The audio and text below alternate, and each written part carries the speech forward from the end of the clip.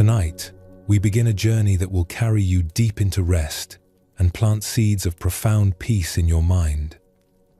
There is nothing you need to accomplish here. These are not lessons or techniques to memorize. They are ancient truths that gently guide you back to the peace that has always lived within you. Before we begin, feel free to share what time it is and where you're listening from.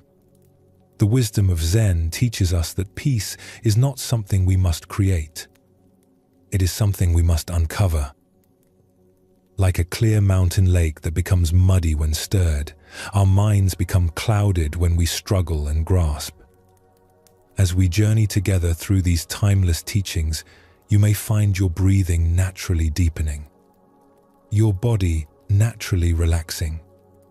This is not something you need to force.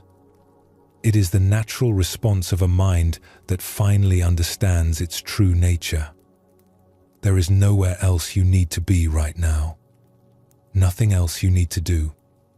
Simply breathe with me as we begin this gentle path into rest. In a remote mountain monastery, there lived a master named Kosen, who was renowned throughout the region for his vast collection of ancient texts.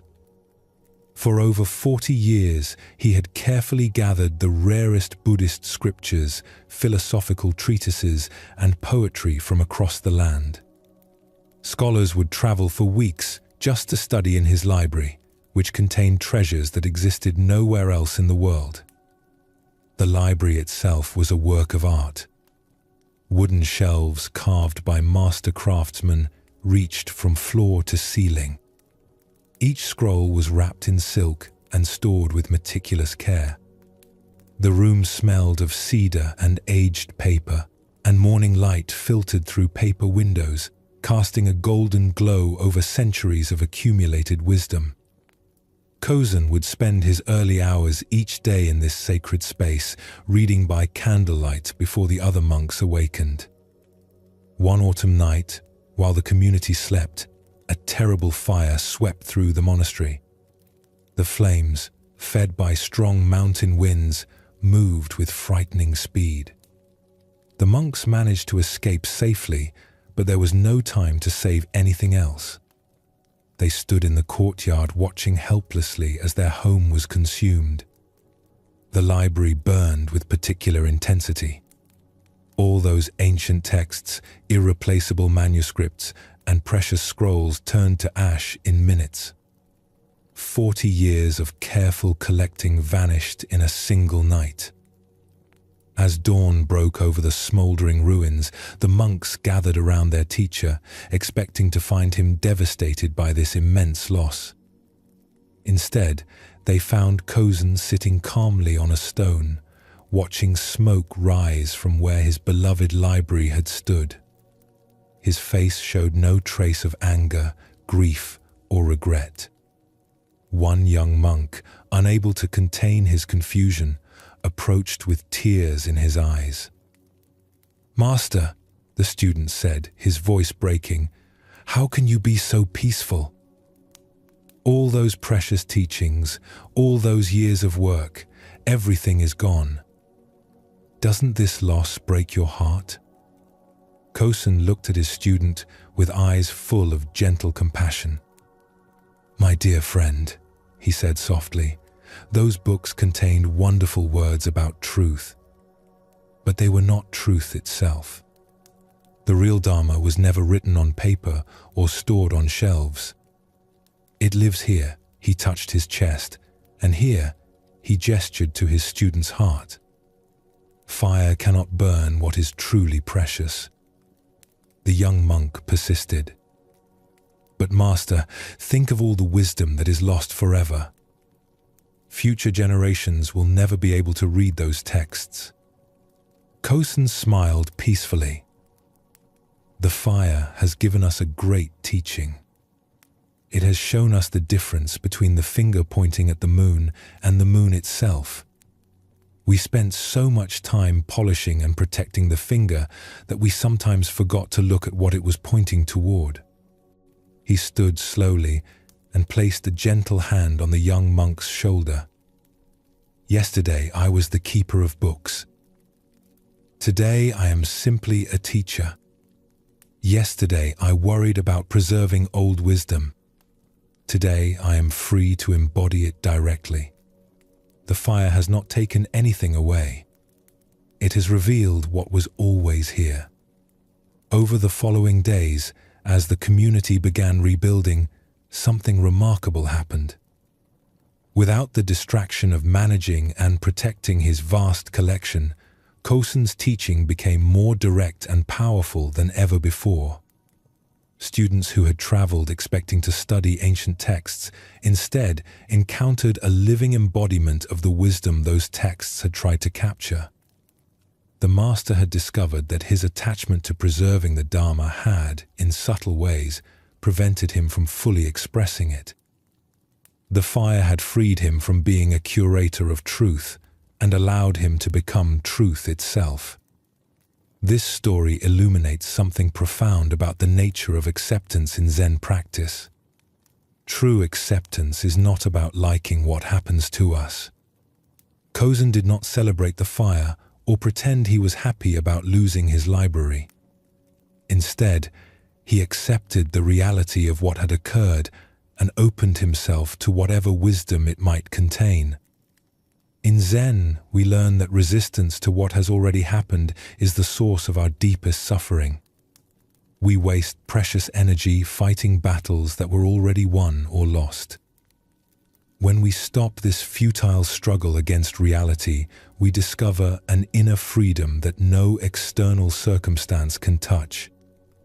The fire in this story represents all the unexpected losses and changes that life brings us. Sometimes it burns away our cherished plans, our familiar identities, or our treasured possessions.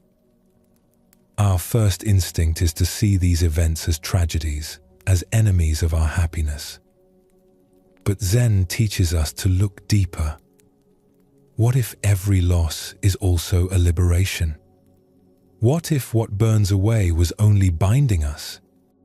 Kosen discovered that his attachment to preserving wisdom had become an obstacle to embodying it. The fire freed him from being a keeper of truth and allowed him to become truth itself. This teaching extends to every area of our lives. When we lose a job we thought defined us, we might discover talents we never knew we had. When a relationship ends, we might find a capacity for solitude and self-reliance that strengthens us. When illness limits our physical abilities, we might develop inner resources that are far more valuable. The practice of acceptance begins with a simple recognition. What has already happened has already happened. Our resistance cannot change the past, but our acceptance can transform our future. When we stop fighting what is, we become available to what might be. Take another gentle breath now. Feel how your body naturally relaxes when you stop bracing against imaginary threats. This is the physical sensation of acceptance. Not collapse, but a wise yielding that conserves your energy for what truly matters.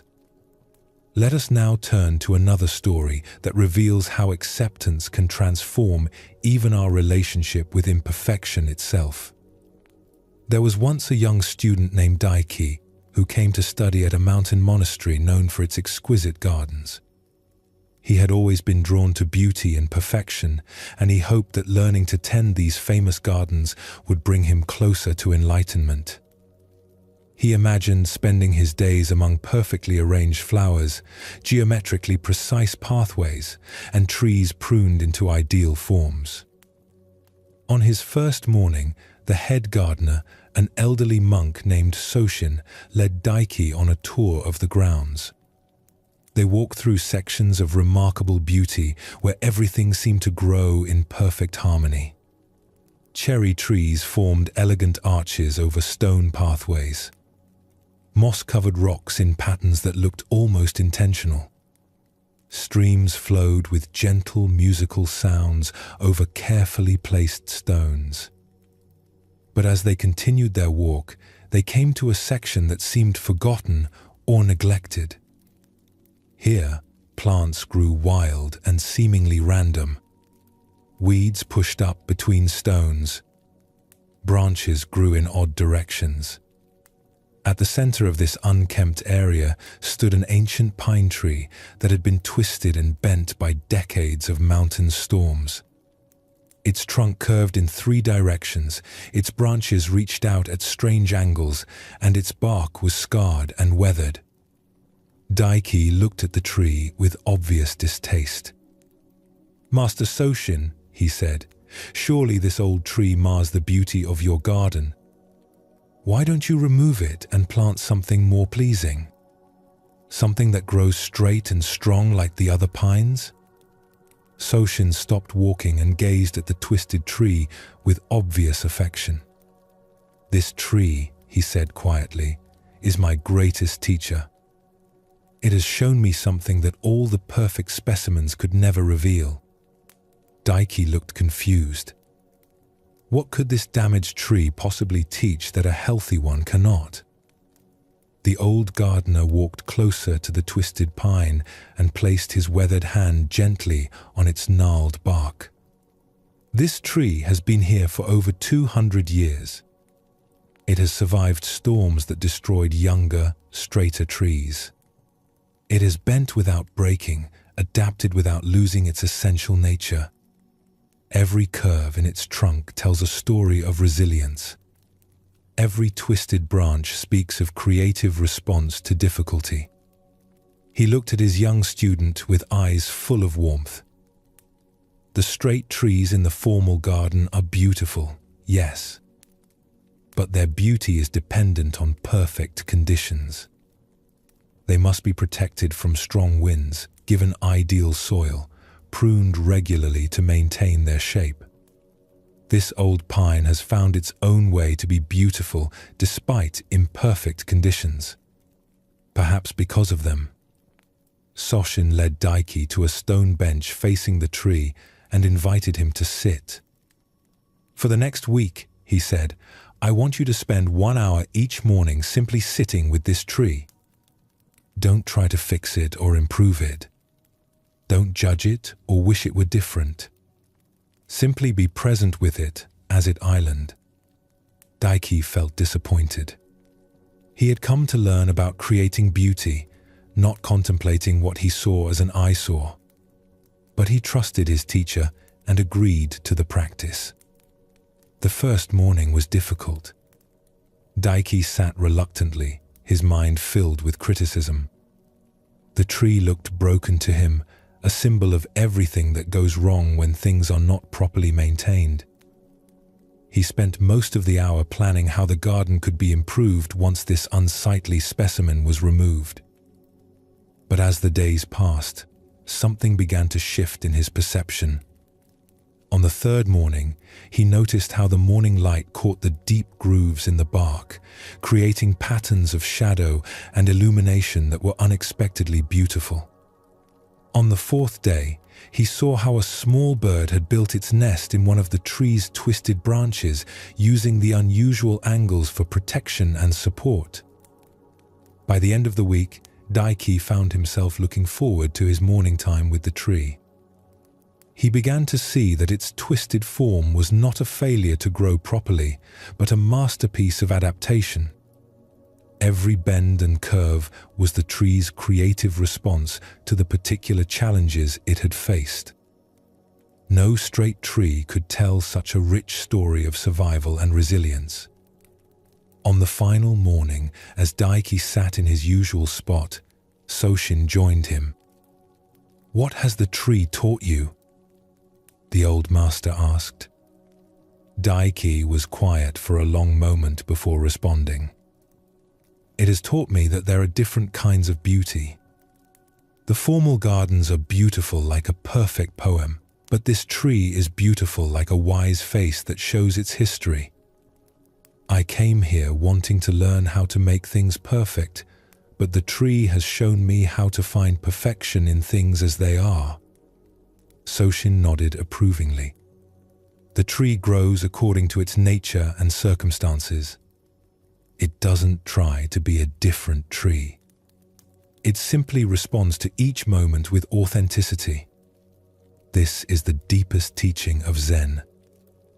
Not to force ourselves or our world into predetermined shapes, but to find the natural perfection that emerges when we stop fighting what island. This story reveals another layer of acceptance that is crucial to Zen understanding. We often think acceptance means tolerating what we don't like. But true acceptance goes deeper. It means discovering that what we initially resist may contain exactly the wisdom or beauty we need. Daiki's journey from criticism to appreciation mirrors our own process of learning to accept not just external circumstances, but aspects of ourselves that we judge as flawed or inadequate. Like the twisted pine, we all carry scars from the storms we have weathered. We all have aspects of our personality or history that don't match our ideal self-image. Zen teaches us that these apparent imperfections are not obstacles to our awakening. They are the very material from which awakening emerges. Our struggles become our strength. Our wounds become sources of compassion. Our limitations become doorways to creativity and resourcefulness. The twisted tree survived storms that destroyed straighter trees precisely because it learned to bend. In the same way, our capacity to accept and work with our imperfections often makes us more resilient and authentic than those who have never been tested by difficulty. This teaching transforms how we relate to everything in our lives that seems less than ideal. The difficult relationship that teaches us patience, the health challenge that shows us what truly matters, the failure that redirects us toward our genuine path. When we stop demanding that life conform to our preferences, we become available to receive its actual gifts. The practice of this deeper acceptance begins with curiosity rather than judgment. When you encounter something in yourself or your circumstances that you want to change, pause first. Ask what this situation might be teaching you. How might it be perfectly suited to your growth, even if not to your preferences? This doesn't mean becoming passive or avoiding all effort to improve conditions. The gardener still tends his formal gardens with care and skill. But he also appreciates the wild beauty that emerges when nature is allowed to follow its own wisdom. As you rest now, feel into this teaching. Notice any areas of your life where you have been fighting what is, demanding that reality conform to your expectations. What would it feel like to approach these situations with the curiosity and appreciation that Daiki learned to bring to the twisted tree? Breathe gently and let this wisdom settle into your body like nourishing rain soaking into earth. Tomorrow's challenges will still be there, but you need not meet them with resistance. You can meet them with the flexible strength of the ancient pine, bending without breaking, finding your own authentic way to thrive. Let yourself rest in this understanding. Acceptance is not giving up. It is the foundation for all genuine transformation. When we stop fighting reality, we become available to dance with it. And in this dance, we discover possibilities we could never have imagined when we were struggling against the current. Sleep comes naturally to a mind that has learned to accept what island. Rest deeply, knowing that you are perfectly positioned to receive whatever teachings tomorrow brings. A young monk named Jiro lived in a monastery nestled high in the mountains where the air was thin and crystal clear. Every morning before dawn, he would walk down a winding stone path to collect water from a natural spring. The path was treacherous, with loose rocks and steep drops on one side, but Jiro had made this journey hundreds of times. One morning, as he carefully made his way down the mountain, he noticed something glinting in the early light. Half buried beneath a fallen log was a small, perfectly smooth river stone. But this was no ordinary stone. It seemed to glow with an inner light, and its surface was marked with natural patterns that looked almost like ancient writing. Jiro picked up the stone and felt a strange warmth spread through his hands. It was unlike anything he had ever seen. Surely this was a sign, a gift from the universe meant specifically for him. He tucked the stone carefully into his robe and continued to the spring. Over the following days, Jiro found himself constantly touching the stone in his pocket. During meditation, he would hold it secretly in his palm. While working in the garden, he would check to make sure it was still safe in his robes. At meals, he would feel for its reassuring weight. The stone began to occupy more and more of his thoughts. He would lie awake at night, wondering about its origins. Was it truly magical? Did it have special powers? He started to believe that his meditation was deeper when he held it, that his work went more smoothly when it was near. But with this attachment came worry. What if he lost it? What if someone discovered it and tried to take it away? Jiro began taking longer routes to avoid other monks. He started checking his pocket dozens of times each day. The very thing that had initially brought him joy now filled him with constant anxiety. One morning, as Jiro hurried along the mountain path with his water buckets, his foot caught on a loose stone. He stumbled and fell hard, water splashing everywhere. As he scrambled to collect the scattered buckets, he heard a small sound that made his heart stop. The gentle clink of stone striking rock. His precious stone had fallen from his robes and was now rolling toward the cliff edge. Jiro lunged after it desperately, but he was too late. The stone tumbled over the precipice and disappeared into the misty valley far below. Jiro sat on the rocky path, staring at the spot where his treasure had vanished. All his careful guarding had meant nothing. In a single moment, what he had held most dear was gone forever. He expected to feel devastated, but instead, something unexpected happened. A wave of relief washed over him. The constant worry was gone. The need to protect and check and hide had vanished with the stone.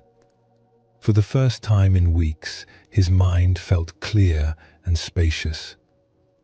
He realized that in trying so hard to hold on to the stone, he had lost something far more valuable: his peace of mind. As Jiro walked back up the mountain path with his empty buckets, he felt lighter than he had in months. The stone had been beautiful, but the anxiety it brought had made his life smaller and more fearful. Now, with empty pockets and an open heart, he could see the real magic that had always been there. The morning mist dancing between the peaks. The sound of his own footsteps on ancient stone. The simple rhythm of breathing mountain air. That evening, Jiro went to his teacher and told him the whole story. The master listened quietly, nodding with understanding. "The stone taught you something precious," the teacher said. "But the lesson was not in keeping it. The lesson was in losing it. You discovered that your happiness was never in the stone itself. It was in your ability to appreciate beauty when you encountered it. That ability cannot fall off a cliff. It goes wherever you go." The teacher smiled gently. We think we need to possess the things we love. But possession turns love into fear. When you truly love something, you can let it be free. And in that freedom, both you and what you love find peace. This simple story reveals one of the most transformative teachings in all of Buddhist wisdom. We suffer not because we love things, but because we try to own them. The moment we grasp tightly to anything, whether it's an object, a person, an experience, or even an idea, we plant the seeds of our own anxiety. Jiro's experience shows us something profound about the nature of attachment. The stone itself was not the problem. Beauty is meant to be appreciated. Joy is meant to be felt.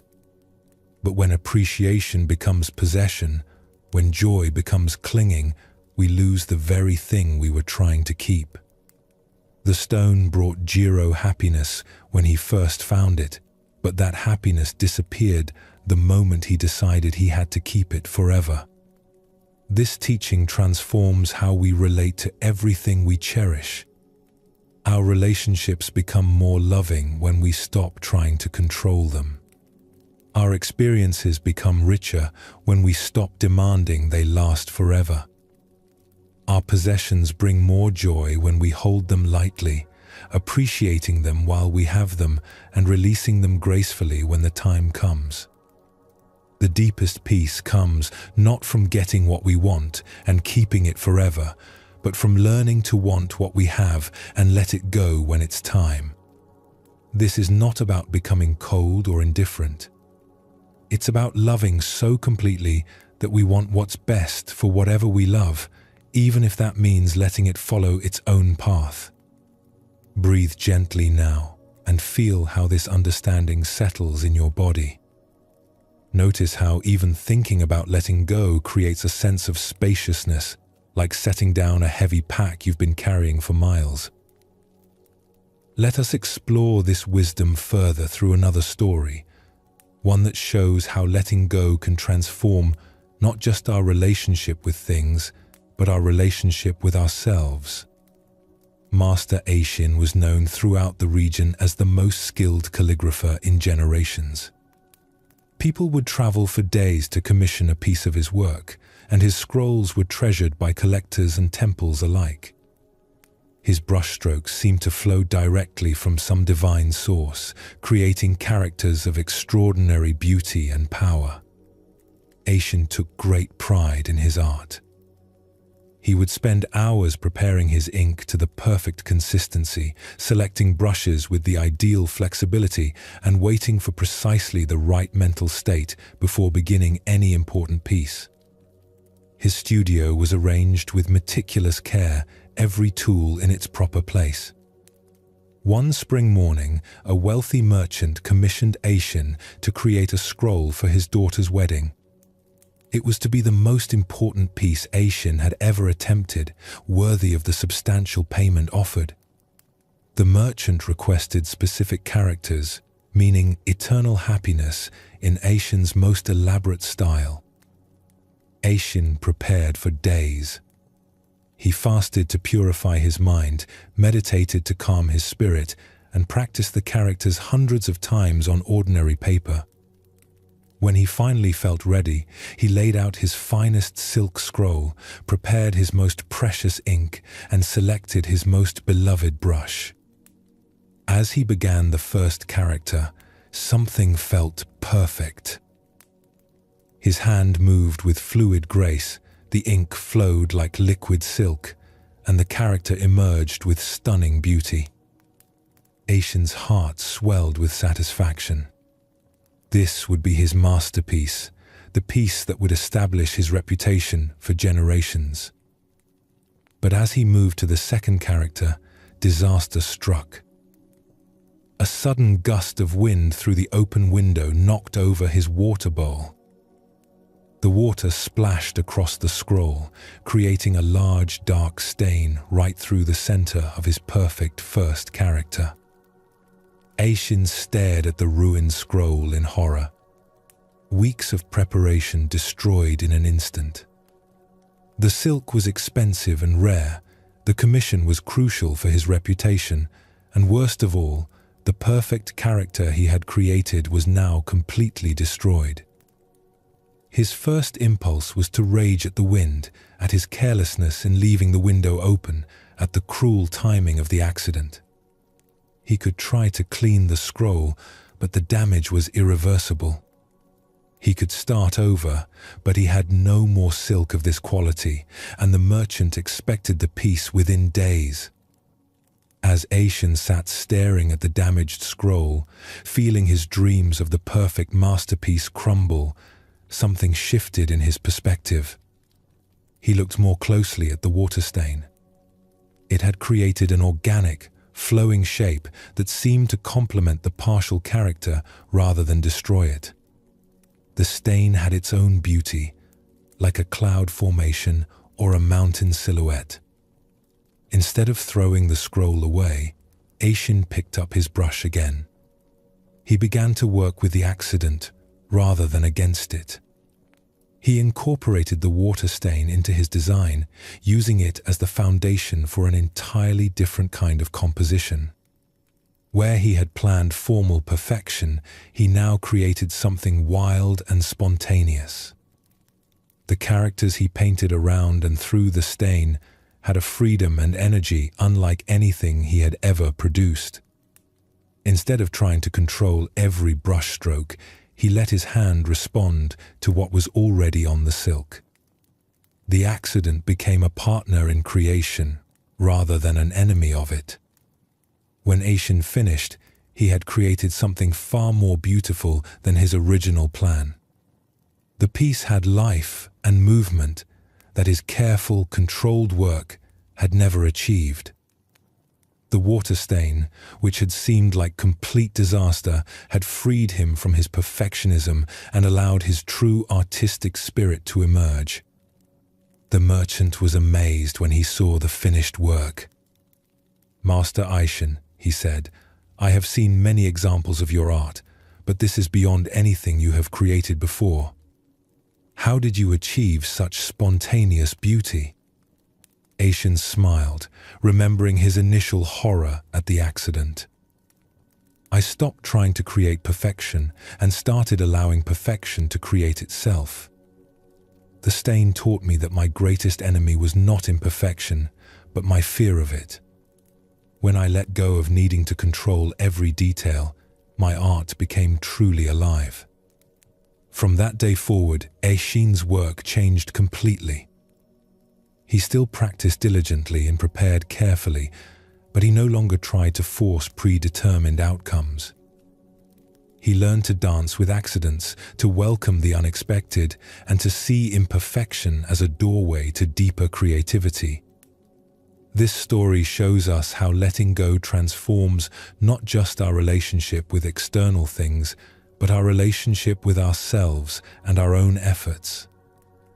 Aishin discovered that his attachment to perfection was actually preventing him from creating truly perfect art. His fear of making mistakes was keeping him from the spontaneous beauty that emerges when we trust the natural flow of life. This teaching reaches into every corner of our lives. How often do we miss opportunities for joy because we're too focused on avoiding problems? How many relationships become strained because we try too hard to control how they unfold? How much creative energy do we waste trying to force outcomes instead of responding skillfully to what actually happens? The Buddhist path teaches us that our greatest suffering comes from fighting reality instead of flowing with it. When Aishin stopped battling the water stain and started working with it, he discovered possibilities he never could have imagined. When we stop demanding that life match our expectations and start engaging creatively with what actually shows up, we find a freedom and aliveness that no amount of control could provide. This is why letting go is so central to finding deep peace. It's not about giving up on life or becoming passive.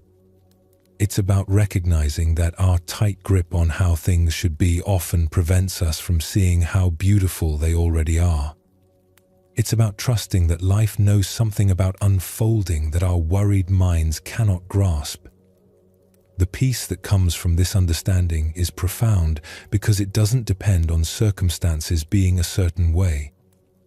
Whether the stone falls off the cliff or stays in our pocket, whether the water spills on our scroll or not, we can find our way to contentment by working skillfully with whatever appears. As you rest now in this sanctuary of learning, Feel into this teaching about letting go.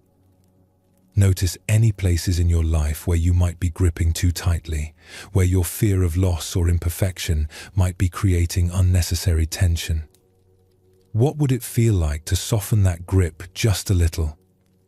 This is not about becoming careless or indifferent. Eishin still valued his art deeply, just as Jiro could still appreciate beauty. But when we love something without needing to possess it completely, when we care without needing to control, we discover a way of being that is both deeply engaged and profoundly peaceful. Let yourself rest in this possibility. The deepest teachings of Buddhism point toward this freedom, this ability to hold life lightly while embracing it fully. In this balance between caring and releasing, between effort and surrender, we find the peace that passes all understanding. This is the peace that allows both the body and mind to rest completely, knowing that whatever comes, we have the wisdom to meet it with an open heart. In a small village at the edge of a vast forest lived a baker named Kenji, who was known for his kind heart and generous spirit. Every morning before dawn, he would light his ovens and begin preparing fresh bread for the day. The warm smell of baking would drift through the village streets, waking people gently and filling their hearts with anticipation. Kenji had a simple practice. He would always bake a few extra loaves each day and leave them on a wooden shelf outside his shop with a small sign that read, "For those who need them." Travelers, poor families, and anyone who was hungry could take what they needed without having to ask or explain their circumstances. One harsh winter, when food was scarce and many villagers were struggling, a group of desperate men began stealing from shops and homes. They would come in the night, taking whatever they could find. The village lived in fear, and many people began locking their doors and hiding their valuables. Kenji's shop was robbed 3 times in 2 weeks. Each time, the thieves took not just the free bread from the shelf, but also money from his cash box and flour from his stores. The 3rd time, they also broke several of his baking tools and overturned his carefully organized workspace. The other villagers were outraged on Kenji's behalf. "You must stop leaving bread outside," they told him. "You're just encouraging them. Put up bars on your windows. Get a guard dog. Show these criminals that you won't be an easy target." But Kenji continued his practice. Each morning he would clean up any damage, repair what he could, and bake his bread as usual. He still left the extra loaves on the shelf outside, though now they disappeared even more quickly. One particularly cold night, Kenji was working late, preparing dough for the next day's baking. He heard a sound at his front door and saw shadows moving outside. Instead of hiding or calling for help, he did something that surprised even himself. He opened the door. 3 men stood there, their faces gaunt with hunger and their clothes torn from living rough in the winter forest. They had clearly come to steal again, but they froze when they saw Kenji looking at them directly. "You must be very hungry," Kenji said softly, "to be out on such a cold night." The men didn't know how to respond. They had expected to find the shop empty, to take what they needed, and disappear back into the darkness. They had not expected kindness. "I have fresh soup cooking," Kenji continued. "And there's warm bread just out of the oven. Would you like to come in and eat?" The oldest of the 3 men, who seemed to be their leader, looked suspicious. "Why would you help us? Don't you know who we are?" "We're the ones who've been taking from you." Kenji nodded calmly. "I know, and I can see that you take only what you need to survive. A man doesn't steal bread because he's evil. He steals bread because he's hungry. He stepped aside and gestured for them to enter.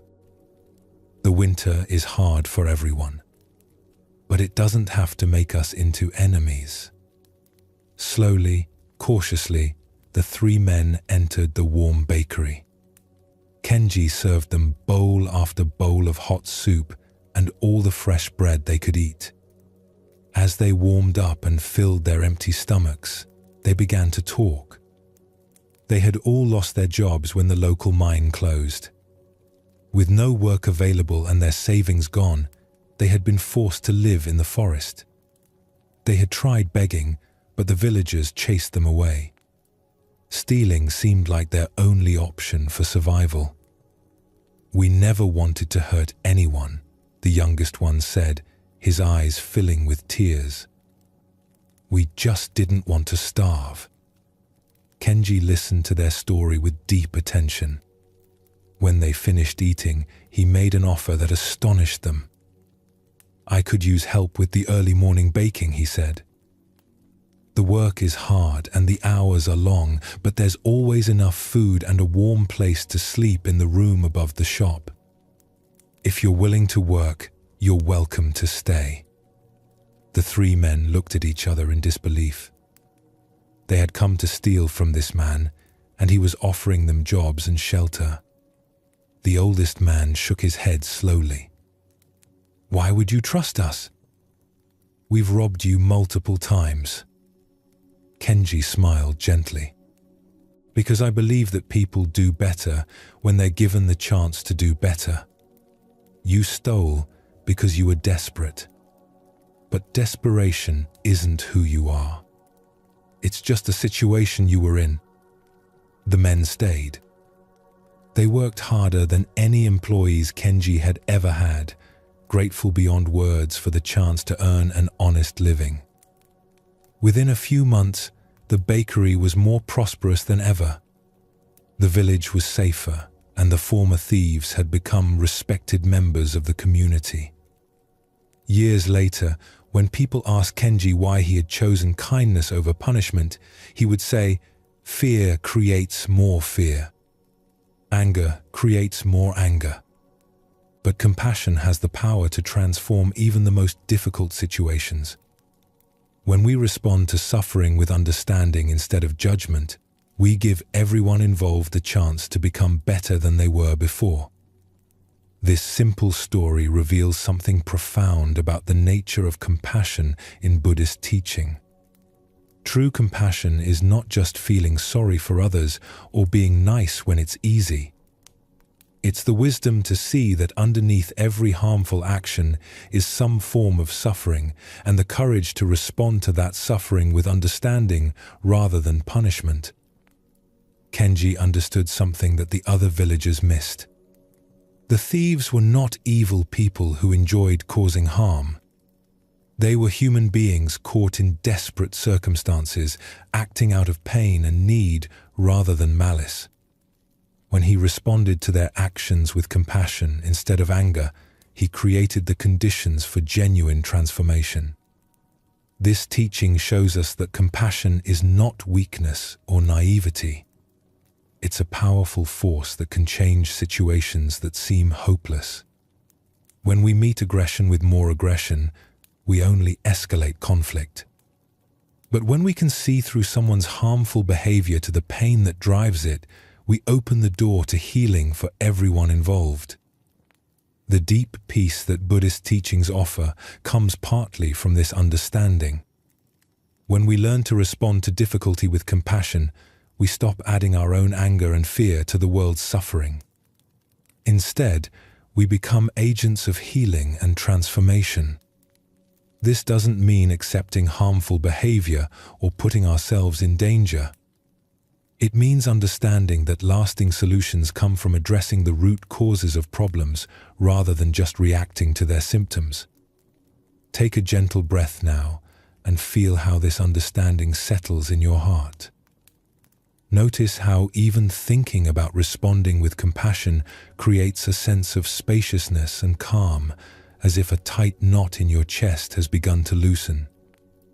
Let us explore this wisdom further through another story, one that shows how compassion directed toward ourselves can be just as transformative as compassion offered to others. There was once a student named Mickey who came to study at a mountain temple known for its rigorous meditation practice. She had heard that the monks there could sit in perfect stillness for hours, their minds clear as mountain lakes, their hearts filled with boundless peace. She wanted desperately to achieve this same level of spiritual attainment. Mickey threw herself into the practice with fierce determination. She would rise at 3 a.m. to meditate before the other students awakened. She would sit through meals in silence, contemplating spiritual teachings instead of eating. She pushed herself to meditate for longer periods than anyone else, often sitting until her legs went completely numb and her back ached terribly. But instead of the peace and clarity she sought, Mickey found her mind becoming more agitated and critical than ever before. During meditation, instead of watching her thoughts with gentle awareness, she would attack each wandering thought with harsh inner criticism. Focus, she would command herself. Stop being so undisciplined. Other students can do this easily. What's wrong with you? When her meditation felt scattered, she would punish herself by skipping meals or adding extra hours of sitting. When she felt drowsy during practice, she would scold herself for being lazy and weak. Her inner dialogue became a constant stream of judgment and disappointment. After months of this harsh self-treatment, Mickey was more miserable than when she had arrived. Her body was thin from skipping meals, her mind was exhausted from constant self-criticism, and her heart felt heavy with shame about her perceived failures. One morning, after a particularly difficult meditation session where she had berated herself for every wandering thought, Mickey went to the temple's small garden to cry in private. She sat beneath a cherry tree, feeling like a complete failure as a spiritual student. Master Yuki, the temple's elderly teacher, happened to be walking through the garden. She saw Mickey's distress and sat down quietly beside her on the stone bench. "Tell me about your practice," Master Yuki said gently. Through her tears, Mickey poured out her frustration. She described her rigorous schedule, her constant self-criticism, and her disappointment in her lack of progress. "I try so hard," she sobbed, "but I'm just not good enough. I'll never be able to meditate like the other students.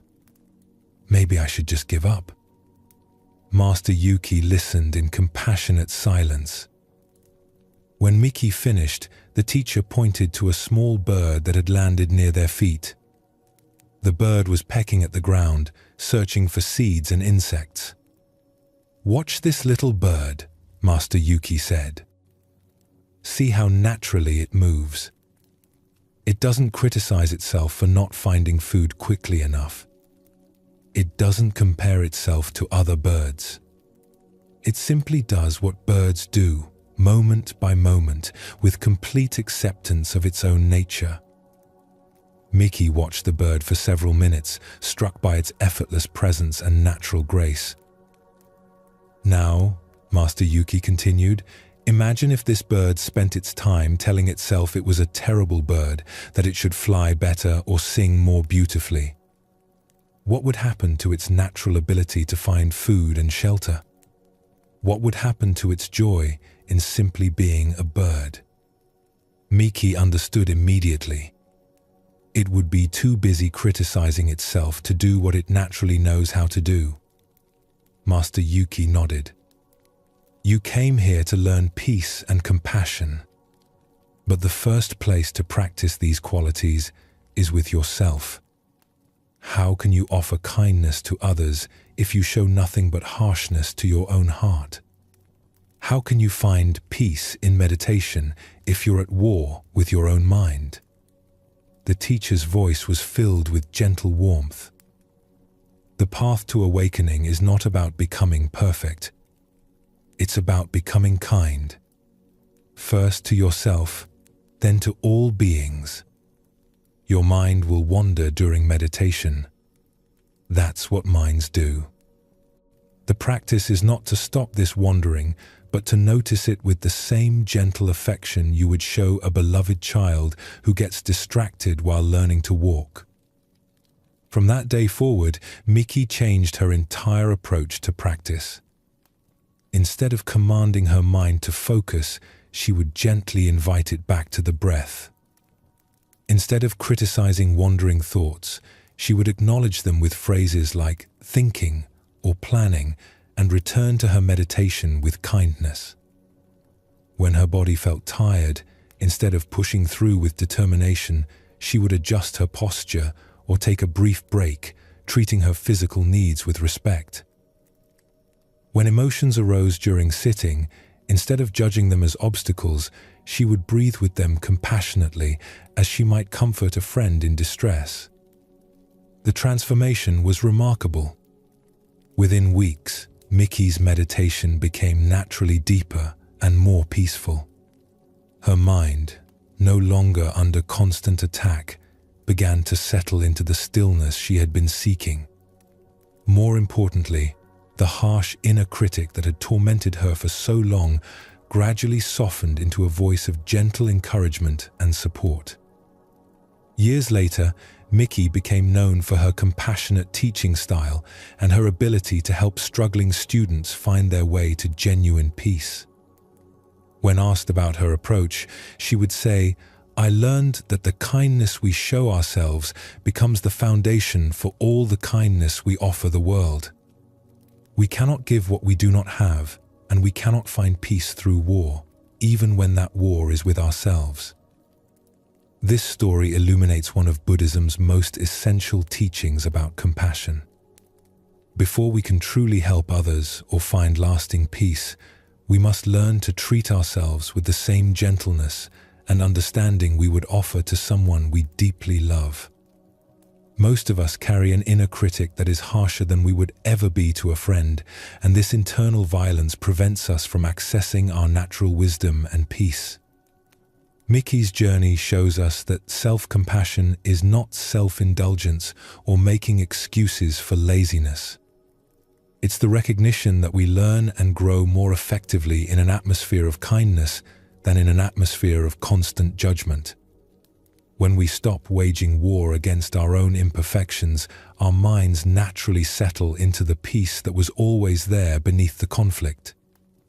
This teaching transforms everything about how we approach spiritual practice and personal growth. Instead of trying to force ourselves into enlightenment through harsh discipline, we create the conditions for awakening through gentle persistence and loving patience. Like a garden that grows better with steady care than with violent digging, our hearts and minds flourish when tended with compassion. The Buddhist path teaches us that suffering often comes from our resistance to our own experience. When Miki fought against her wandering mind, she created more suffering than the wandering thoughts themselves ever could. When she learned to accept her mental patterns with kindness, the very same mind that had seemed chaotic began to reveal its natural clarity. This understanding brings profound relief because it means we don't have to be perfect to be worthy of love and peace. We don't have to eliminate all our flaws before we can begin to help others. We simply have to learn to meet our imperfections with the same compassionate understanding that we would offer to any suffering being. As you rest in this teaching now, notice how your body responds to the idea of treating yourself with complete kindness. Feel how even the possibility of ending the inner war creates a sense of softening and relief. This is not laziness or lowering standards. This is the recognition that love is a more powerful force for transformation than fear. The compassion that begins with ourselves naturally extends outward to embrace all beings. When we stop judging our own struggles, we become more patient with the struggles of others. When we learn to forgive our own mistakes, we develop the capacity to forgive those who have hurt us. When we discover that our own suffering deserves understanding rather than punishment, we begin to see that the same is true for everyone. The deep peace that these teachings offer comes from this shift in how we meet life's difficulties. Instead of fighting against problems or judging ourselves for having them, we learn to embrace whatever arises with the tender care of a mother holding her child.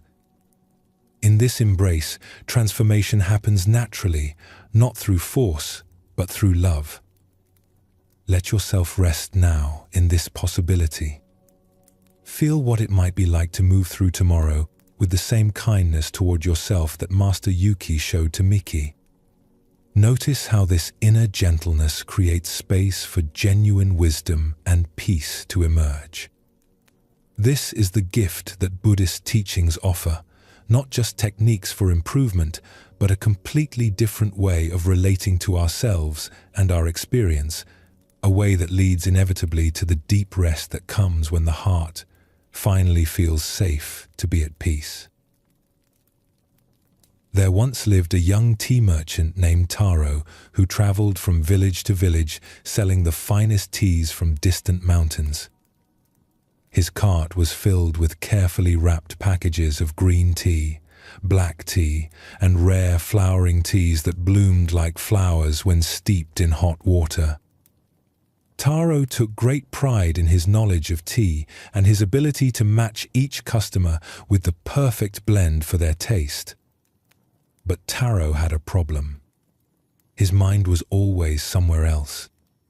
While walking through one village, he would be thinking about the next village he needed to reach. While talking to customers about tea, he would be calculating profits or worrying about the weather for tomorrow's travel. While eating his evening meal, he would be planning the next day's route or replaying conversations from earlier in the day. This constant mental activity made Taro feel tired and scattered. He would often arrive in a new village only to realize he couldn't remember anything about the journey there. He would finish conversations with customers and immediately forget their names or what they had purchased. His life felt like a blur of constant motion without any real satisfaction or peace. One evening, Taro arrived in a mountain village just as the sun was setting. He was exhausted from a long day of travel and eager to find lodging for the night. As he walked through the quiet streets pulling his cart, he noticed a small tea house with warm light glowing from its windows. Inside, an elderly woman sat alone at a low table, slowly preparing tea with careful, deliberate movements. Something about her presence caught Taro's attention. She seemed completely absorbed in what she was doing, as if nothing else in the world existed except the tea ceremony unfolding before her. Taro knocked gently and asked if he might shelter there for the night. The woman, whose name was Sachiko, welcomed him warmly and invited him to sit while she finished preparing the tea. "I am a tea merchant," Taro said, settling his tired body onto a cushion. "I have teas from all over the region. Perhaps you would like to try some of my finest varieties." Sachiko smiled gently and continued her slow, meditative movements. "Thank you for your generous offer," she said. "But first, would you join me in drinking this tea I have already prepared? It is just simple green tea, nothing fancy." Taro agreed, though he was curious to show off his premium selections. Sachiko poured the tea into small, humble clay cups and placed one before Taro. Then she lifted her own cup and took a slow, appreciative sip. Taro lifted his cup and took a quick drink, ready to comment on the quality and suggest improvements. But before he could speak, Sachiko asked quietly, "What did you taste?" The question surprised Taro. "Well, it's green tea. Decent quality, though I have much better varieties in my cart." The leaves could be picked earlier in the season for a more delicate flavor, and... No, Sachiko interrupted gently. I didn't ask you to analyze or compare. I asked what you tasted. Right now, in your mouth, what do you actually taste? Taro paused, confused. He lifted the cup again and took another sip, this time trying to focus on the actual sensations in his mouth.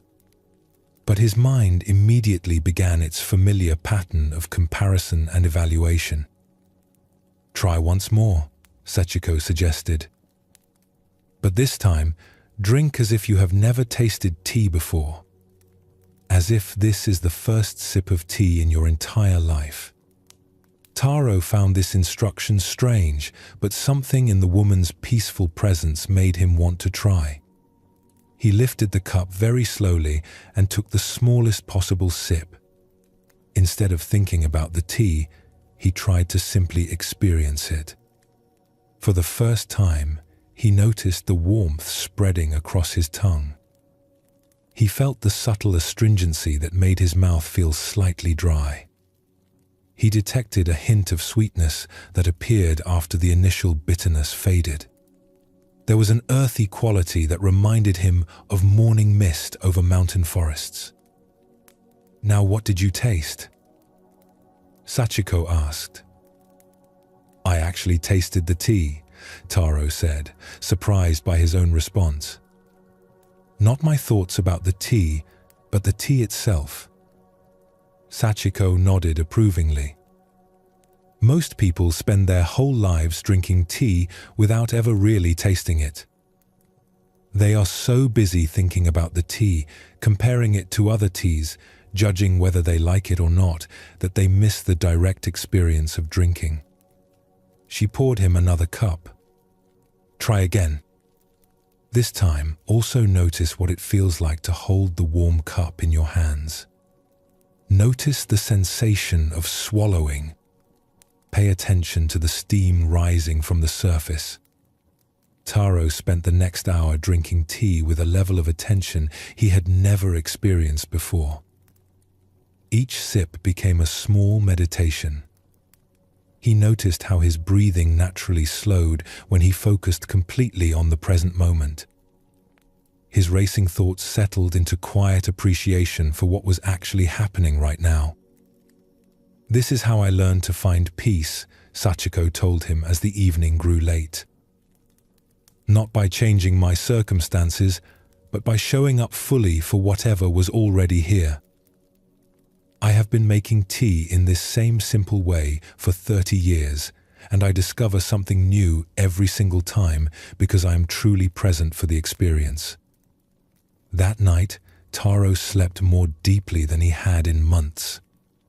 The next morning, as he prepared to continue his journey, he found that everything felt different. As he loaded his cart, he noticed the weight and texture of each package.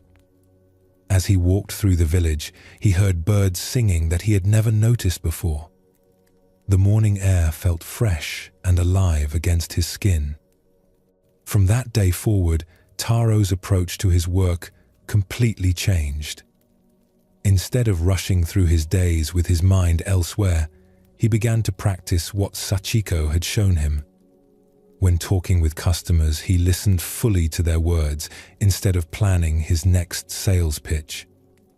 When walking from village to village, he noticed the changing landscape, the feel of his feet on the path, the rhythm of his breathing. This simple shift in attention transformed not only Taro's experience of his work, but also his success as a merchant. Customers began seeking him out because they felt truly heard and understood when they talked with him. His genuine presence made people trust him, and his careful attention helped him match each person with exactly the right tea for their needs. Years later, when people asked Taro about the secret to his peaceful contentment, he would say, "I learned that happiness is not something you find by looking elsewhere. It's something you discover by being completely where you are." This story reveals one of Buddhism's most practical and transformative teachings. The practice of mindfulness, or complete attention to the present moment. Most of us live like Taro did before his encounter with Sachiko. Our bodies are in one place, but our minds are somewhere else entirely. We eat without tasting, walk without seeing, and talk without really listening. This divided attention is a major source of suffering because it prevents us from ever feeling fully satisfied or at peace. When we're always thinking about the next thing, we miss the richness that's available right now. When our attention is scattered across past and future, we never get to rest in the simple reality of this moment. The Buddhist understanding of mindfulness is not about emptying the mind or achieving some special state of consciousness. It's about learning to be fully present for whatever is happening right now, whether that's drinking tea, having a conversation, or simply breathing. This complete attention naturally brings peace because it stops the mental restlessness that keeps us feeling unsettled and searching. Taro discovered that the same activity he had done thousands of times before, drinking tea, could become a source of deep satisfaction when he brought his full attention to it. This shows us that we don't need to change our circumstances to find peace. We need to change the quality of attention we bring to our circumstances. The practice of mindfulness transforms ordinary moments into opportunities for rest and renewal. When we eat with full attention, each meal becomes nourishing for both body and spirit. When we listen with complete presence, our relationships become deeper and more meaningful. When we bring mindful attention to any activity, it becomes a form of meditation that settles the mind naturally. Take a gentle breath now and feel what it's like to be completely present for the simple act of breathing. Notice how your mind naturally quiets when you focus entirely on what's happening right now. This is the peace that Buddhist teachings offer, not as something far away or difficult to achieve, but as the natural result of paying attention to life as it unfolds moment by moment. Let us explore this wisdom further through another story that shows how mindfulness can transform even our most challenging experiences. Master Josen was known for his ability to remain calm and centered no matter what was happening around him. Students would come from distant temples to learn from him, hoping to discover the secret of his unshakable peace. But Josen's most devoted student, a young monk named Kaku, was struggling with doubt about his teacher's reputation. Kaku had been living at the temple for 2 years, and while he found Master Josen to be wise and kind, he had never seen him face any real difficulties. The temple was peaceful, the community was harmonious, and their daily routine was predictable and serene. Kaku wondered if his teacher's calmness was simply the result of living in such ideal conditions. Anyone can be peaceful in a place like this, Kaku confided to his friend. But what would happen if Master Josen faced real problems? Would he still be so calm if his world was turned upside down? One autumn morning, Kaku's question was answered in an unexpected way.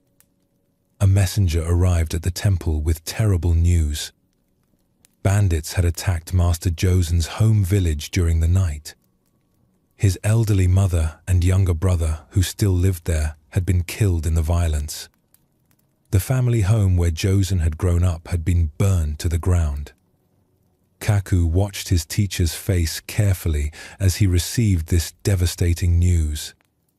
For a moment, Josen's eyes filled with tears, and his body seemed to sag with grief.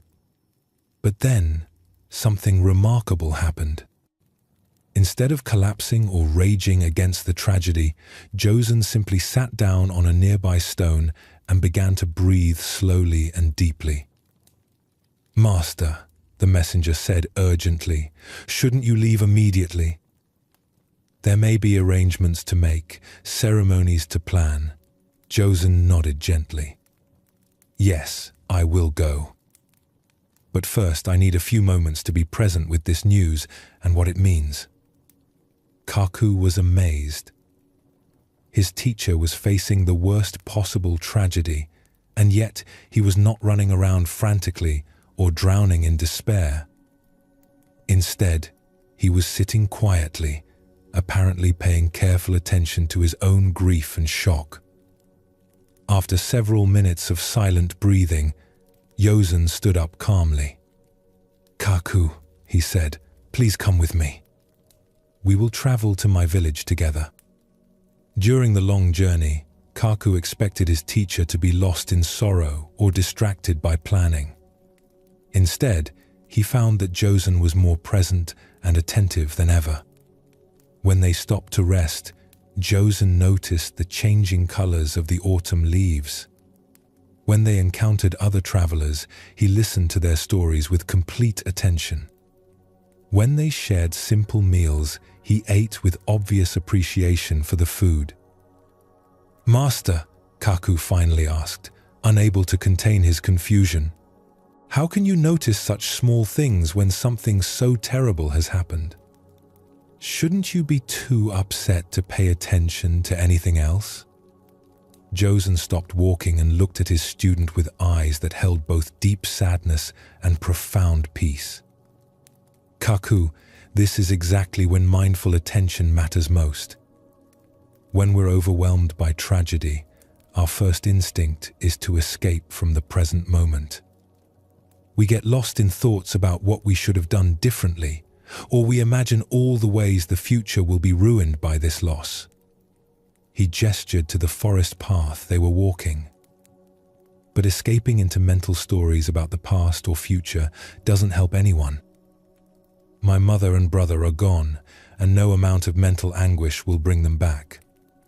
What I can do is honor their memory by staying fully present for whatever needs my attention right now." Josen picked up a fallen leaf and studied its intricate pattern of veins. "If I spend this journey lost in thoughts of regret or worry, I miss the opportunity to appreciate the beauty they would have wanted me to see. If I'm too distracted by grief to listen carefully to the people we meet, I might miss chances to help someone who needs it." He looked directly at Kaku. "Mindfulness is not about avoiding difficult emotions or pretending everything is fine. It's about being present for all of life, including the painful parts. When I sit with my grief mindfully, I can feel it completely without being destroyed by it. When I stay present even in sorrow, I remain available to respond wisely to whatever needs my care." When they reached the village, Kaku saw his teacher's wisdom in action. Because Josen was fully present for each conversation and decision, he was able to comfort other grieving families, arrange meaningful ceremonies, and handle practical matters with clarity and compassion. His mindful attention allowed him to be genuinely helpful during a time when many people would have been too overwhelmed to think clearly. That evening, as they sat by the graves of his mother and brother, Josen wept quietly. But even his tears seemed different from ordinary crying. They flowed naturally without the desperate grasping or bitter resentment that often accompanies grief. He was present for his sorrow without being consumed by it. "Now I understand," Kaku said softly. "You're not peaceful because you don't have problems. You're peaceful because you know how to be present with whatever problems arise." Josen nodded. Mindfulness doesn't make difficulties disappear, but it prevents us from making our difficulties worse by fighting against them or running away from them. When we can stay present even with pain, we discover that we're much stronger and more resilient than we realized.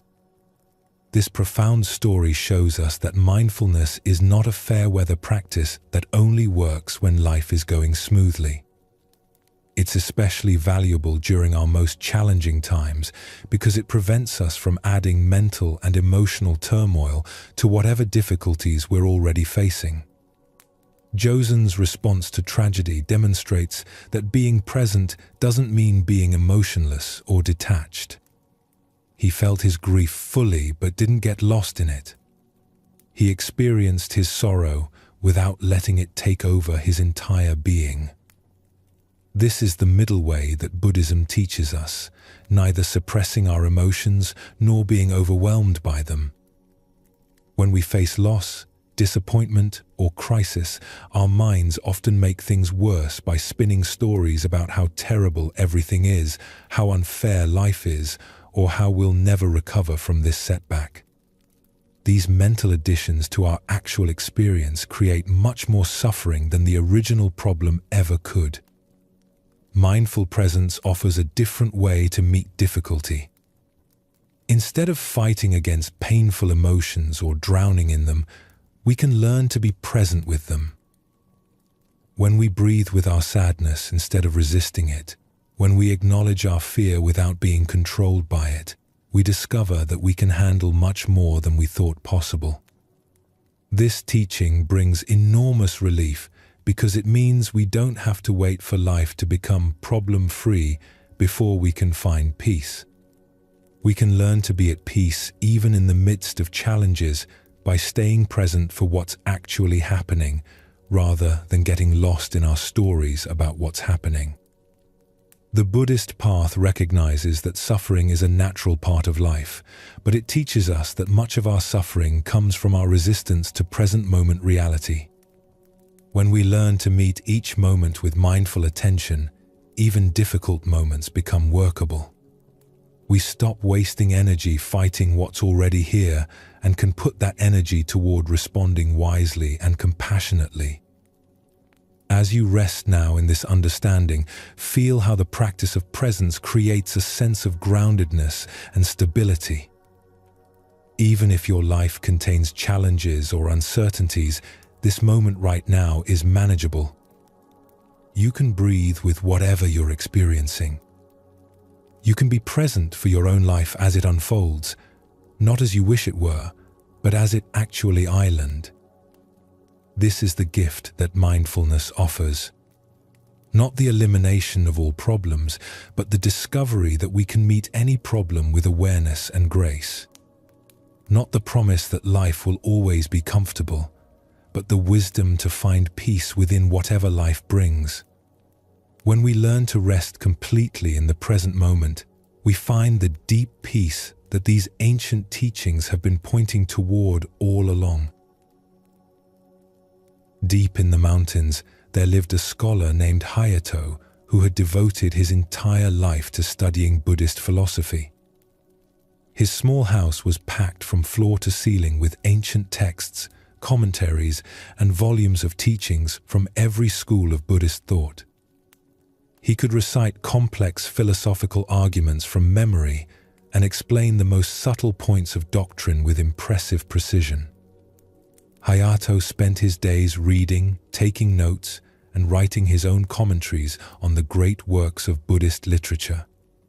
He had developed a reputation as one of the most learned Buddhist scholars in the region. Students would occasionally make the difficult journey to his mountain retreat to study with him, hoping to benefit from his vast knowledge. But despite all his learning, Hayato felt something was missing. His understanding was complete in theory, but he often felt as confused about life as anyone else. When faced with daily problems or difficult emotions, his scholarly knowledge seemed to offer little practical help. He could explain the nature of suffering in elaborate detail, but he still suffered. He could describe the path to enlightenment perfectly, but he felt far from enlightened. One winter morning, an old woman appeared at Hayato's door. She was bent with age, dressed in simple peasant clothes, and carrying a small bundle of vegetables. She looked like any other village farmer, certainly not someone who would have anything to teach a great scholar. "Excuse me, sir," she said in a humble voice. "I've been walking all night through the snow, and I'm very cold and tired. Might I sit by your fire for a while to warm myself?" Hayato was annoyed by the interruption to his studies, but his Buddhist training had taught him the importance of compassion. He reluctantly allowed the woman to enter and sit by his small hearth. As she warmed herself, the old woman noticed the books covering every surface of the room. "My," she said with apparent amazement, "you must be very wise to have read so many books about Buddhism." Hayato's chest swelled with pride. "Yes," he said, "I have studied Buddhist philosophy for over 30 years. I know the teachings of all the great masters. There is probably no question about Buddhist doctrine that I cannot answer." The old woman looked impressed. "How wonderful," she said. "I am just a simple farmer, but I have always wondered about something. Perhaps you could help me understand?" "Of course," Hayato said, pleased to have an opportunity to demonstrate his knowledge to someone who would surely be amazed by his wisdom. The woman was quiet for a moment, staring into the fire. Then she asked, "What is Buddha?" Hayato launched into an elaborate explanation. He spoke about the historical Buddha, about Buddha nature, about the different bodies of Buddha in various philosophical systems. He quoted ancient texts and cited famous masters. He spoke for nearly an hour, covering every aspect of Buddhahood that his scholarly training had taught him. When he finished, he looked at the old woman expectantly, waiting for her to express amazement at his learning. But she simply looked confused. "I'm sorry," she said apologetically, "but I still don't understand. You've told me many things about Buddha, but you haven't told me what Buddha Island." Hayato felt a flash of irritation. "I just explained it in great detail. Perhaps you weren't listening carefully enough. Buddha is the awakened one, the one who achieved complete enlightenment, the teacher who showed us the path to liberation from suffering." Yes, the old woman interrupted gently, "but what is Buddha? Not what Buddha did or what Buddha teaches, but what Buddha is." Hayato tried again, this time using different terminology and approaching the question from various philosophical angles. But no matter how he explained it, the woman kept asking the same simple question, "But what is Buddha?" After 2 hours of increasingly frustrated explanations, Hayato finally snapped. "Look, old woman, if you can't understand such basic Buddhist concepts, perhaps you should stick to farming and leave philosophy to those who are capable of grasping it." The elderly woman looked at him with eyes that suddenly seemed much wiser and deeper than before. "My dear scholar," she said softly, "you have spent 30 years learning about Buddha, but you have never met Buddha. You can describe Buddha perfectly, but you don't know what Buddha Island." She stood up slowly and gathered her small bundle. True understanding is not found in books or explanations. It's found in direct experience. You know what Buddha did and what Buddha taught, but you don't know what Buddha is because you have never looked inside yourself to find the Buddha nature that lives there. As she walked toward the door, she turned back with a gentle smile. "I am just a simple farmer, as you said. I cannot read your books or explain your philosophies. But when I work in my garden, I know Buddha. When I sit quietly in the evening, I meet Buddha. When I help a neighbor or feed a hungry animal, Buddha is there. I may not know about Buddha, but I know Buddha."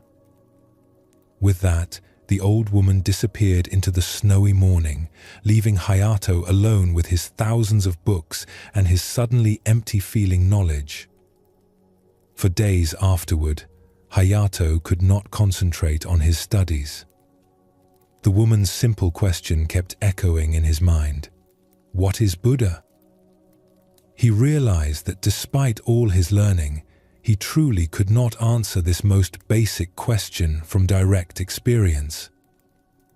He knew what others had said about Buddha, but he had never encountered Buddha directly. This encounter changed everything for Hayato.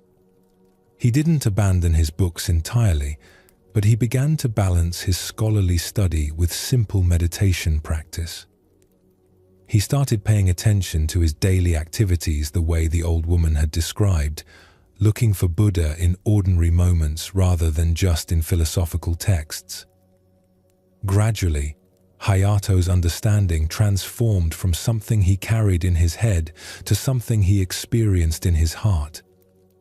His knowledge became wisdom not because he learned new information, but because he began to live what he had always known intellectually. This story illuminates one of Buddhism's most important distinctions, the difference between intellectual knowledge and experiential wisdom. We can study spiritual teachings for years and become experts at explaining them, but this kind of knowledge often remains separate from our actual lived experience. Hayato's encounter with the old woman reveals that true understanding cannot be found in books alone, no matter how many we read or how well we understand them. Wisdom emerges when we stop collecting information about truth and start experiencing truth directly through our own awareness and daily life. The woman in this story represents the kind of simple, direct wisdom that Buddhist teachings ultimately point toward. She might not have been able to give scholarly lectures about Buddha nature, but she knew Buddha nature intimately through her own experience. Her understanding was living and present, not abstract and theoretical. This teaching is especially important in our modern world, where we have access to more spiritual information than any previous generation. We can read thousands of books, watch countless videos, and attend endless workshops about enlightenment and inner peace. But none of this accumulation of knowledge will bring us the deep peace that these teachings promise unless we learn to experience what we're studying. The Buddhist path is not about becoming smarter about spirituality. It's about becoming more awake to the reality that's already present in each moment. When we try to understand our way to peace through thinking and analyzing, we often move further away from the direct experience that would actually bring us peace. Take a gentle breath now and notice the difference between thinking about breathing and actually experiencing the breath. This simple distinction points toward the wisdom the old woman was trying to share. Truth is not something we figure out with our minds, but something we encounter with our whole being. Let us explore this teaching further through another story that shows how wisdom often comes not from having all the answers, but from asking the right questions. There was once a monastery where the monks were known for their intense debates about Buddhist philosophy. Every evening after their work was finished, they would gather in the main hall and engage in elaborate discussions about the nature of reality, the meaning of the teachings, and the proper interpretation of ancient texts. A young monk named Goro particularly loved these debates. He was quick-witted and well-read, and he took great pride in his ability to win arguments and prove other monks wrong. He would spend his days preparing clever points and studying obscure texts so that he could impress everyone with his knowledge during the evening discussions. One day, a new monk arrived at the monastery. His name was Tekkan, and he seemed different from the others. He was older, perhaps in his 60s, with weathered hands and a quiet manner that suggested years of hard work rather than scholarly study. During the evening debates, he would sit silently in the back, listening carefully, but never participating. This puzzled Goro. How could anyone sit through such fascinating discussions without wanting to contribute? After a week of watching Tekkan's silence, Goro decided to draw him into the conversation. During a particularly heated debate about the nature of emptiness, Goro turned to the newcomer and said, "Brother Tekken, you've been listening to our discussions all week without saying a word. Surely you must have some opinion about whether phenomena are empty of inherent existence."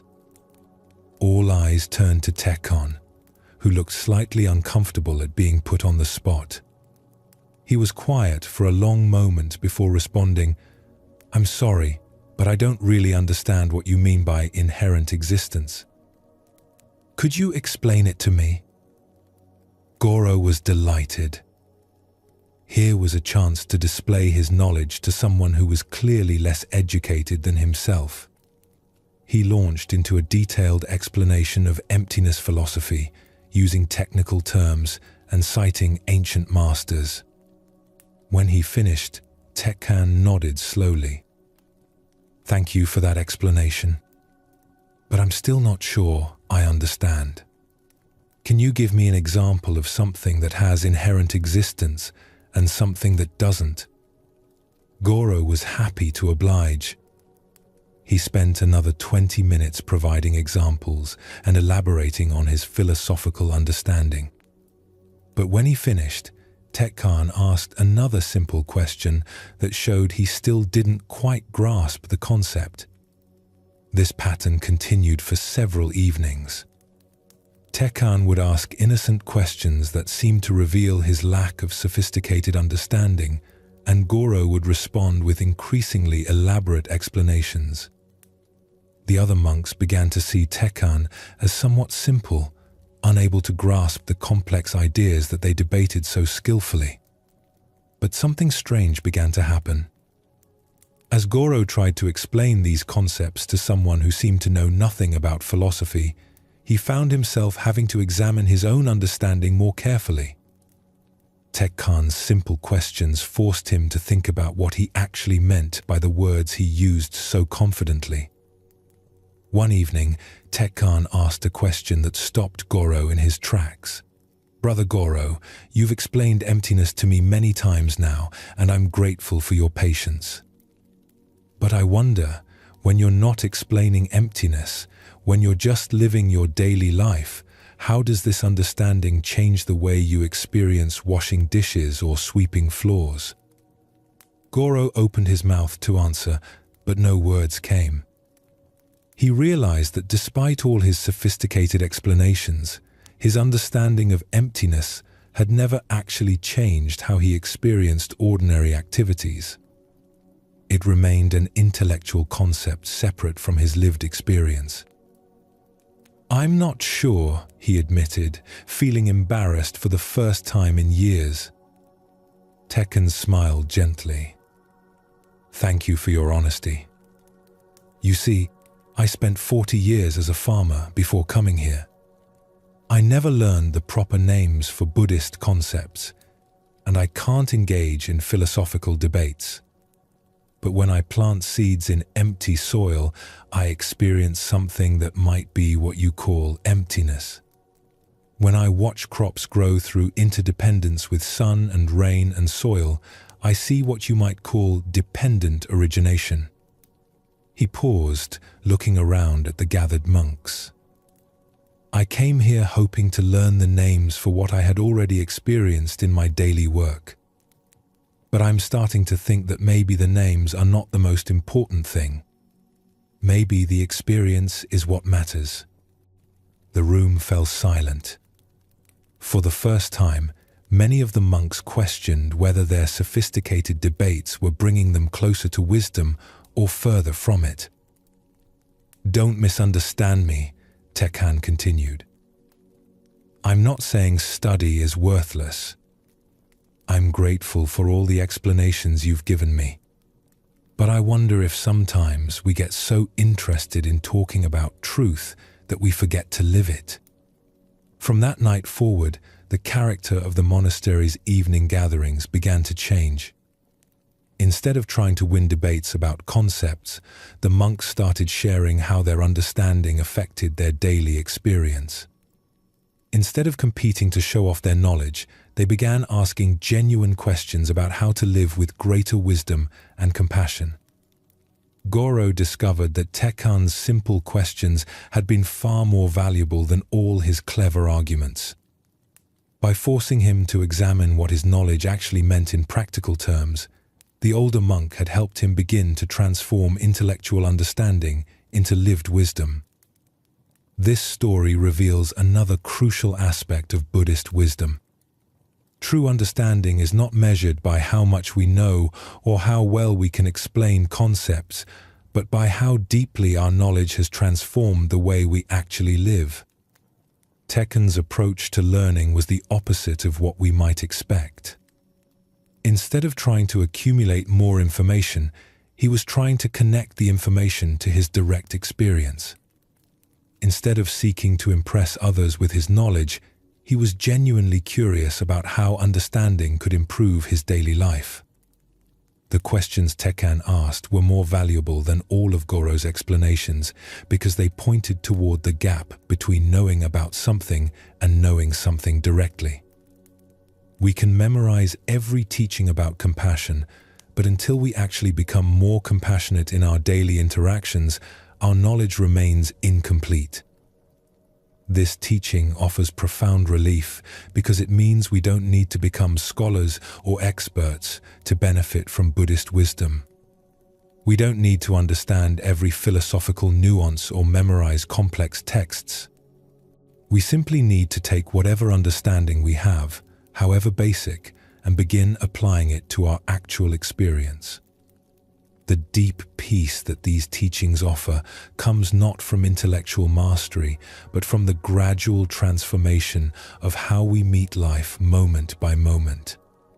When we stop trying to collect spiritual knowledge and start living spiritual principles, we discover that even simple understanding can bring profound changes to our experience. As you rest now in this teaching, notice how it feels to let go of any pressure to understand everything perfectly. The Buddhist path is not about becoming an expert in Buddhist philosophy. It's about becoming more awake, more compassionate, and more peaceful in whatever circumstances we find ourselves. The wisdom that brings true transformation is often surprisingly simple.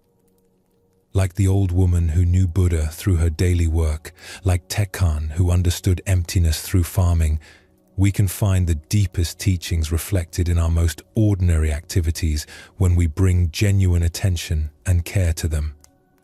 This understanding naturally leads to the kind of peace that allows both the body and mind to rest completely. When we stop struggling to figure everything out with our thinking minds and start experiencing life directly with our whole being, we find the sanctuary of presence that these ancient teachings have always been pointing toward. A fisherman named Ichiro lived in a small coastal village where his family had fished the same waters for generations. He owned a beautiful boat that his grandfather had built by hand, with carved wooden details and a sail that caught the wind perfectly. This boat was not just his livelihood, but his pride and joy. He would spend hours each week polishing its wood and mending its nets, keeping everything in perfect condition. Ichiro was known throughout the village as the most successful fisherman. His nets always seemed to find the richest schools of fish, and his knowledge of the ocean's moods and patterns was unmatched.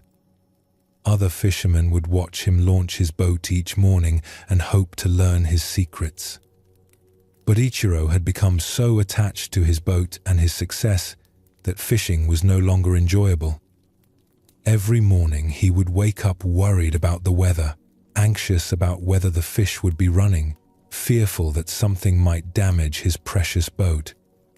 He would spend the night before each fishing trip checking and rechecking his equipment, unable to sleep for planning and worrying. On the water, Ichiro's attachment to catching fish made him tense and calculating. He would become frustrated when other fishermen had good luck in areas where he found nothing. He would cut his trips short if the fishing seemed slow, or push himself to exhaustion when the fish were biting well, afraid to miss any opportunity. One morning, Ichiro discovered that his boat had been stolen during the night. Someone had cut the rope and taken it out to sea while the village slept. Ichiro stood on the dock staring at the empty space where his boat should have been, feeling as if his whole identity had vanished with it. The other fishermen in the village felt sorry for Ichiro and offered to help, but most of their boats were barely large enough for one person, let alone two. Only old Saburo, whose tiny, rickety fishing boat was held together with patches and rope, offered to take Ichiro out with him. Ichiro had always looked down on Saburo's poor equipment and modest catches. The old man's boat looked like it might sink at any moment, and his nets were so old and mended that they seemed to be made more of patches than original material. But, with no other options, Ichiro reluctantly accepted the offer. As they paddled out in Saburo's leaky little boat, Ichiro felt embarrassed and anxious. How could he catch fish with such inadequate equipment? What if other fishermen saw him in this pathetic vessel? His reputation as a successful fisherman would be ruined. But something unexpected happened once they reached the fishing grounds. Without his perfect boat and carefully maintained equipment to worry about, Ichiro found himself paying attention to things he had never noticed before. He watched the way Saburo read the water, not through sophisticated knowledge, but through simple, quiet observation. The old man would sit perfectly still for long minutes, just listening to the rhythm of the waves and feeling the movement of the current. When he cast his patched nets, he did so without any sense of urgency or attachment to the outcome. If the nets came up empty, he would simply try another spot. If they came up full, he would smile quietly and continue his work. "Saburo," Ichiro asked, "aren't you worried that your nets might tear? They look like they could fall apart at any moment." The old man chuckled. "They might. They've torn many times before, and I've mended them. If they tear today, I'll mend them tonight. If they fall apart completely, I'll make new ones.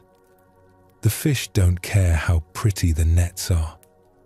As the day progressed, Ichiro found himself relaxing in a way he hadn't in years.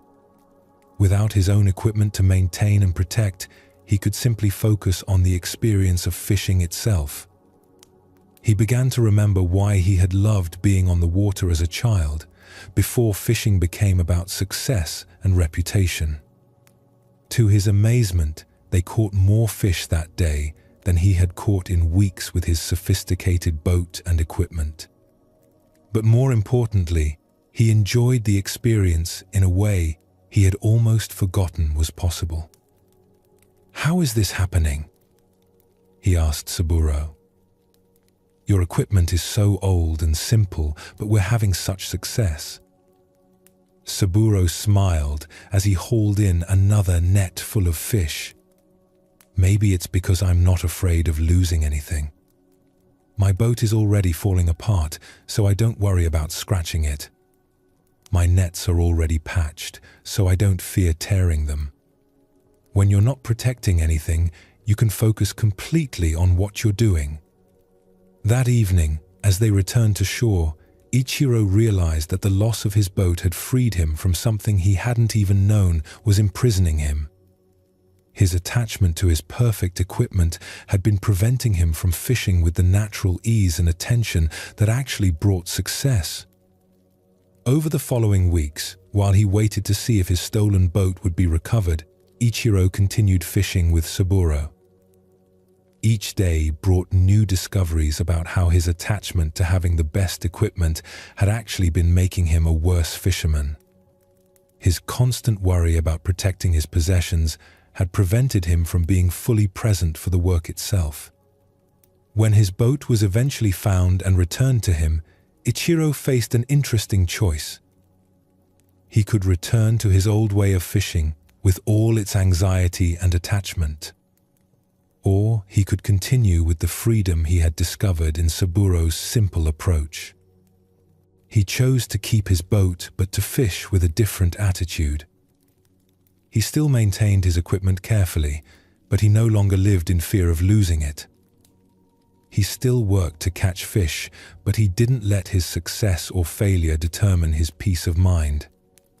He had learned the difference between caring for something and being enslaved by it. Years later, when young fishermen would ask Ichiro for advice, he would tell them, "Take good care of your equipment, but don't let your equipment take care of you. Love your work, but don't let your work become your master." The best fishing happens when you're not afraid of coming home empty-handed. This story reveals one of Buddhism's most liberating insights about the nature of attachment. We often think that loving something means holding onto it tightly, but true love allows for freedom.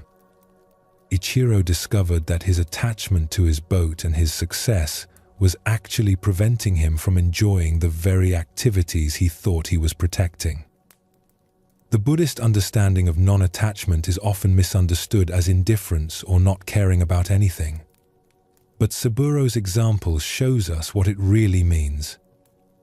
He cared deeply about fishing, but he wasn't enslaved by his equipment or obsessed with outcomes.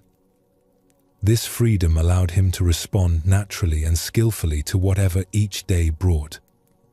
Non-attachment doesn't mean we stop having preferences or working toward goals. Ichiro still preferred catching fish to not catching fish, and he still took care of his boat when it was returned. But he learned to hold these preferences lightly, without letting them control his peace of mind or prevent him from being present for the experience itself. This teaching transforms how we relate to everything we value.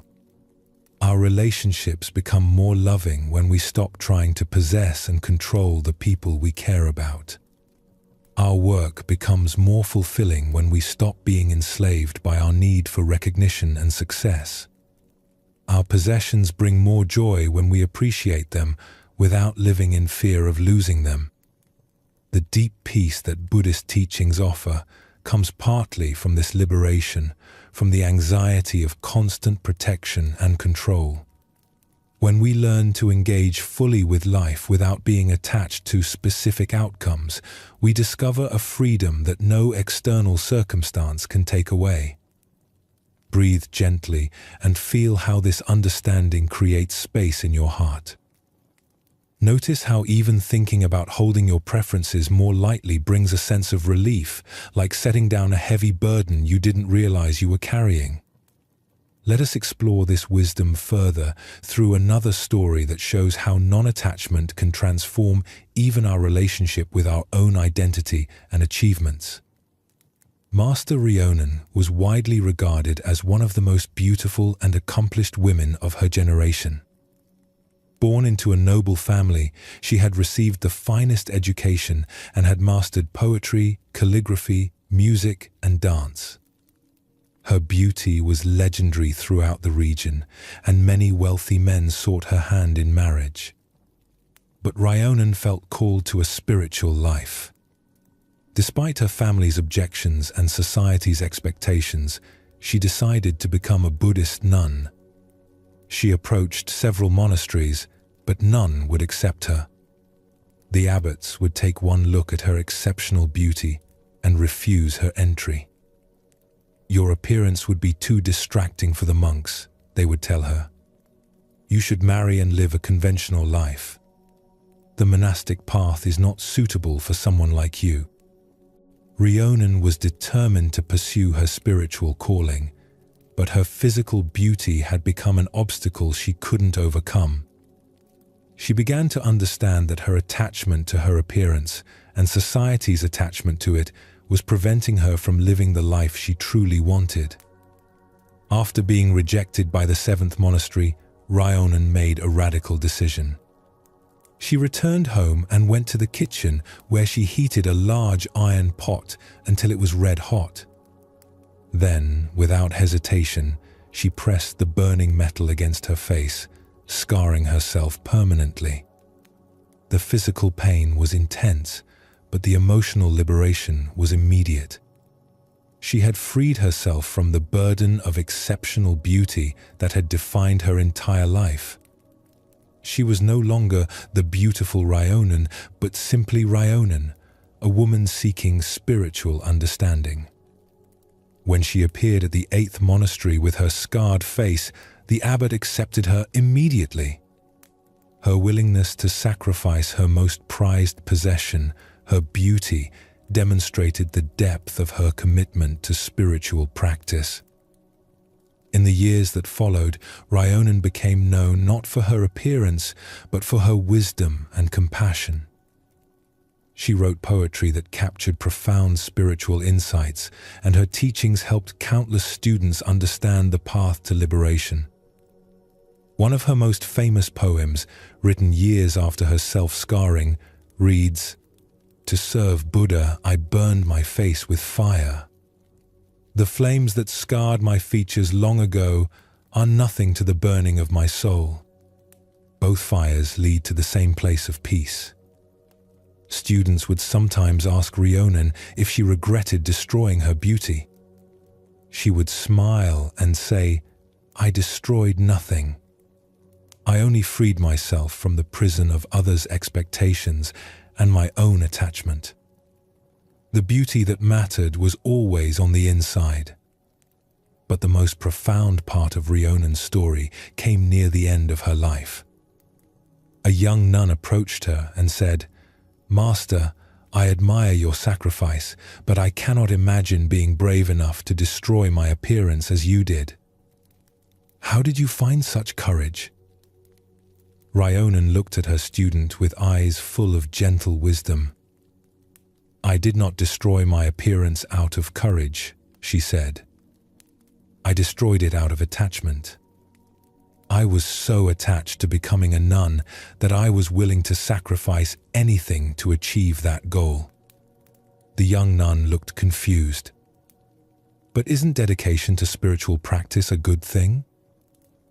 "Dedication, yes," Ryonan replied. "But not attachment. When I burned my face, I thought I was showing my commitment to Buddha. But I was actually showing my attachment to a particular identity, that of being a nun.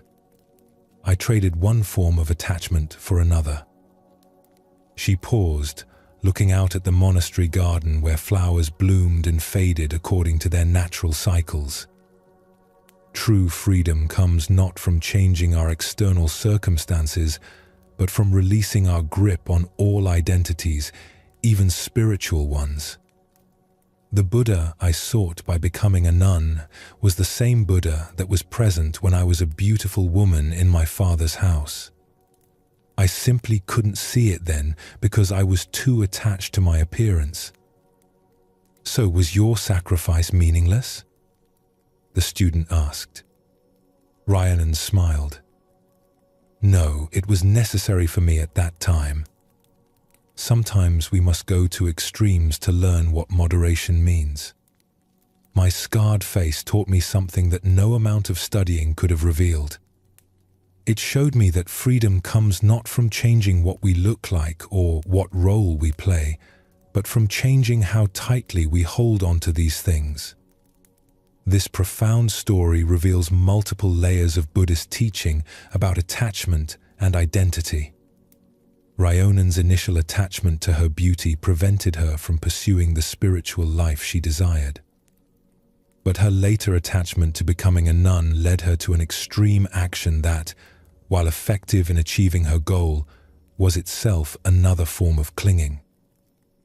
The deepest wisdom in her story comes from her mature understanding that true freedom doesn't require us to destroy or change our circumstances. It requires us to change our relationship to those circumstances. We can be beautiful or scarred, wealthy or poor, accomplished or ordinary, and still find the same liberation through releasing our attachment to these conditions. This teaching is especially relevant in our culture, which constantly encourages us to define ourselves by our appearance, achievements, possessions, or roles.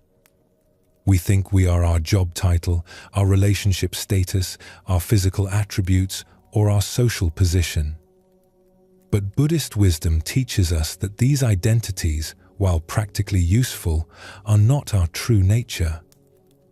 The peace that comes from this understanding is immense because it means our well-being doesn't depend on maintaining any particular external conditions.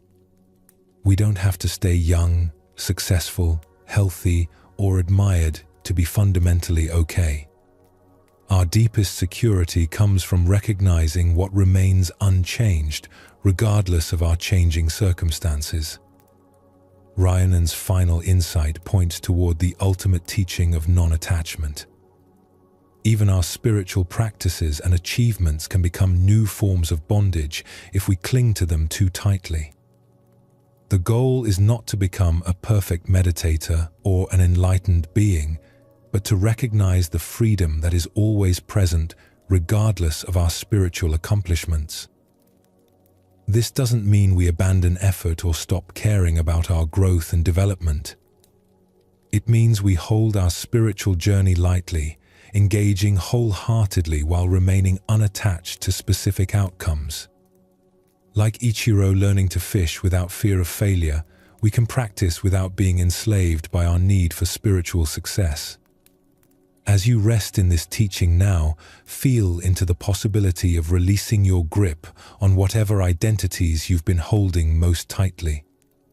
Whether it's being successful, being liked, being right, or even being spiritual, notice what it might feel like to hold these aspects of yourself more lightly.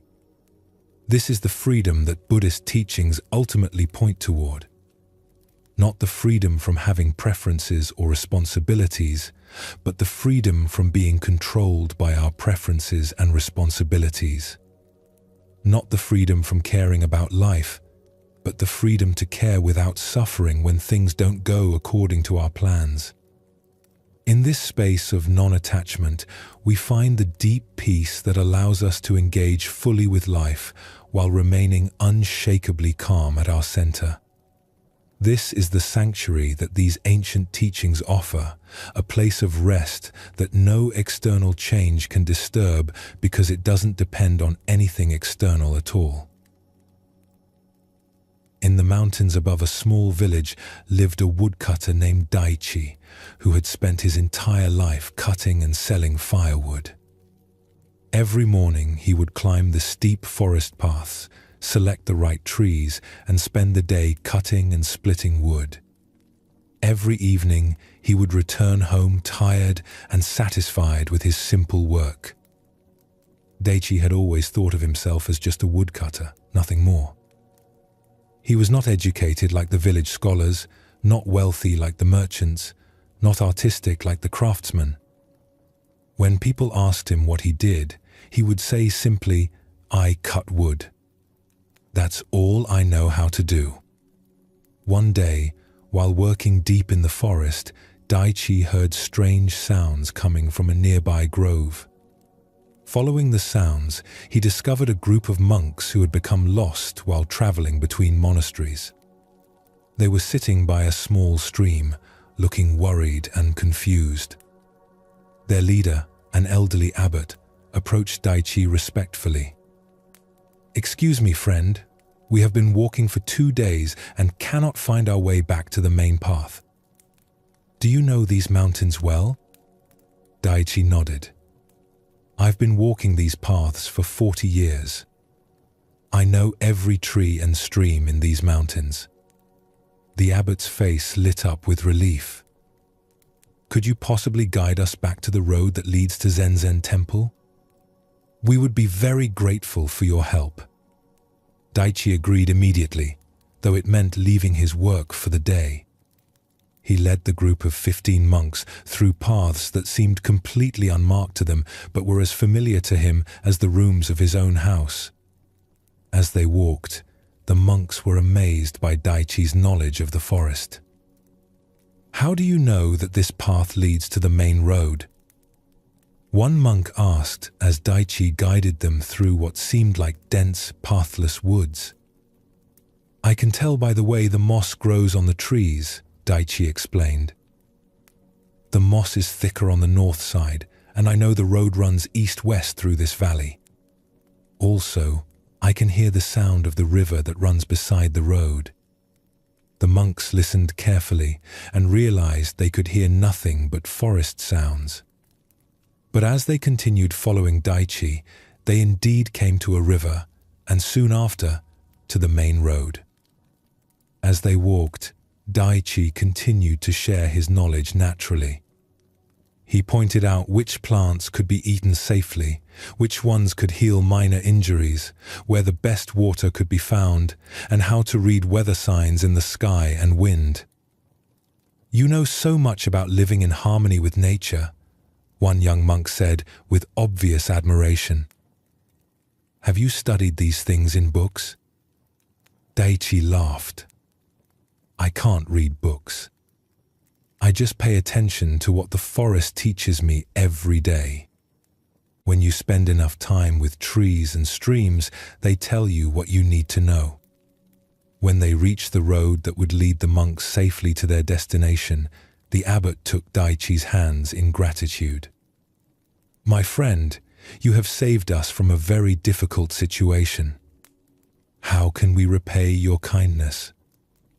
"No payment is needed," Daichi said. "I was glad to help."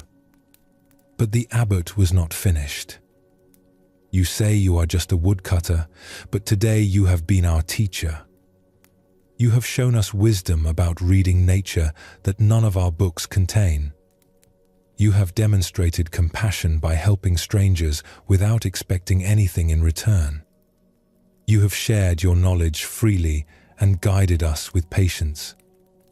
The old monk looked directly into Daichi's eyes. "Tell me, what makes someone a teacher? Is it having read many books, or is it having learned from life and sharing that learning with others who need it?" Daichi was quiet for a long moment, considering this question. I suppose it's about sharing what you know to help others." "And what makes someone wise?" The abbot continued. "Is it knowing complicated theories, or is it understanding how to live well and peacefully?" Again, Daichi thought carefully. "Maybe wisdom is knowing how to work with life instead of fighting against it." The abbot smiled. "Then you are both a teacher and a wise man, whether you call yourself these things or not. You have taught us more in one afternoon than we learned in many days of formal study." As the monks continued on their journey, Daichi walked slowly back into the forest, thinking about what the abbot had said. For 40 years, he had seen himself as just a woodcutter, but the monks had seen him as a teacher and guide. Which view was correct? That night, as he sat by his fire eating his simple dinner, Daichi reflected on his conversation with the monks. He realized that he had been limiting himself with his own narrow definition of who he was. He had thought that being a woodcutter was somehow less valuable than being a scholar or monk, but the abbot had helped him see that his deep knowledge and natural compassion were forms of wisdom. Over the following weeks, Daichi began to notice things about himself that he had never recognized before. When neighbors came to him for advice about practical problems, he realized he was indeed teaching. When he helped lost travelers find their way, he was demonstrating compassion. When he worked in harmony with the natural rhythms of the forest, he was practicing a form of meditation. Nothing about his daily activities had changed, but his understanding of who he was had expanded completely. He was still a woodcutter, but he was also much more. He was a teacher, a guide, a wise man, and a source of help for his community. Years later, when people would ask Daichi about the nature of identity, he would say, "I used to think I was just a woodcutter. Then I learned I was also a teacher and a wise man. But eventually I understood that all these labels are like clothes I wear. Underneath them, I am simply someone who tries to be helpful and pay attention to life. That seems to be enough." This story reveals one of Buddhism's most profound teachings about the nature of self and identity. We often limit ourselves by accepting narrow definitions of who we are, but these identities are not fixed truths. They are simply stories we tell ourselves, and we have the power to recognize the fuller truth of our being. Daichi's transformation didn't require him to change his job or learn new skills. It required him to see beyond the limiting label he had placed on himself. When he stopped defining himself as just a woodcutter, he could recognize all the wisdom, compassion, and knowledge that he had developed through his simple, devoted work. This teaching is especially important because many people suffer from thinking they are just something ordinary or unimportant. Just a parent, just a worker, just a student. But Buddhist wisdom teaches us that there is no such thing as just anything. Every role, when approached with attention and care, becomes a path for developing wisdom and compassion. The truth that Daichi discovered is that our deepest identity is not found in any particular role or achievement.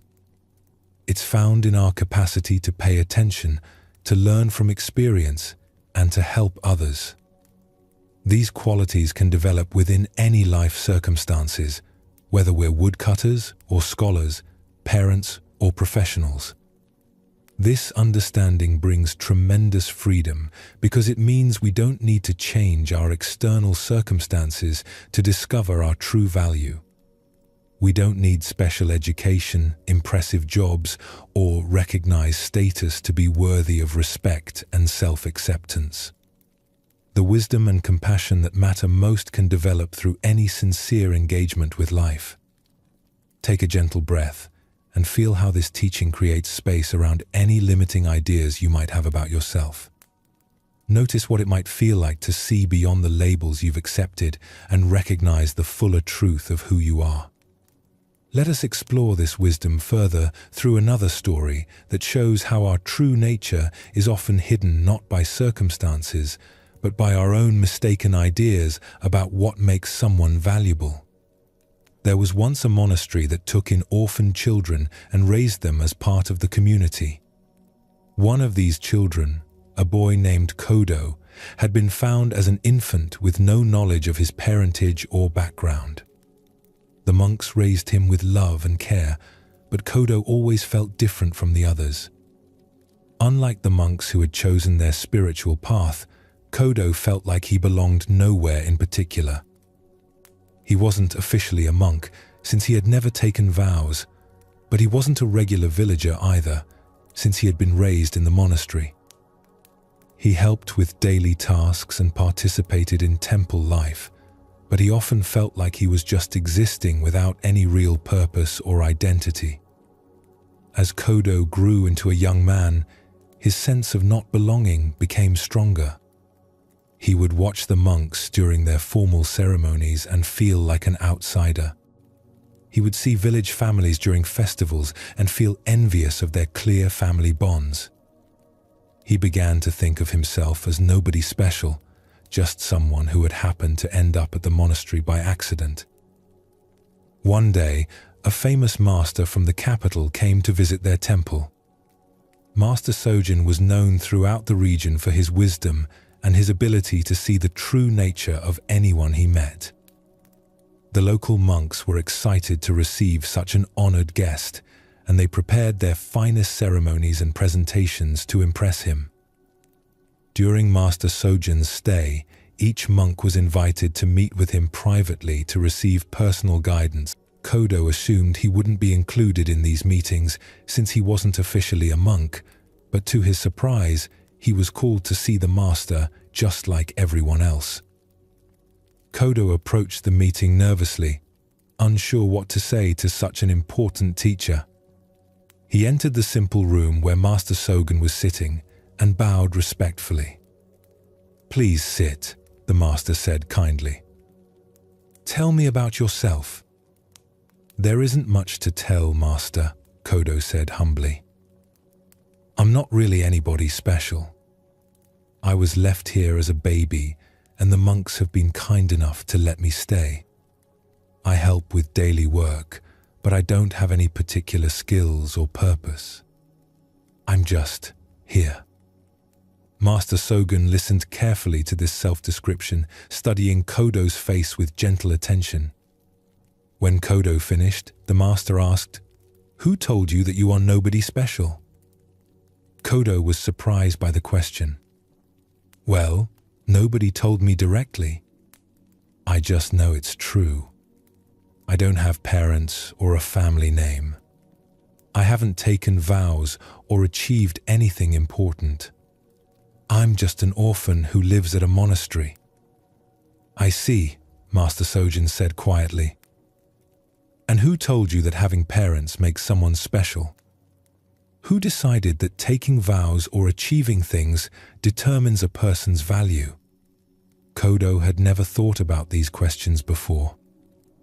"I suppose I just assumed these things mattered." Master Sogen smiled gently. "Let me tell you what I see when I look at you. I see someone who has been shaped by daily spiritual practice since infancy. I see someone who has learned to live simply and help others without expecting recognition. I see someone who has grown up surrounded by wisdom and compassion and has absorbed these qualities naturally." The master leaned forward slightly. "Most people come to spiritual practice later in life after their minds have been filled with worldly desires and confused ideas. You have been practicing from the beginning, even if you didn't know that's what you were doing. Your ordinary daily life has been a form of meditation." Kodo felt confused.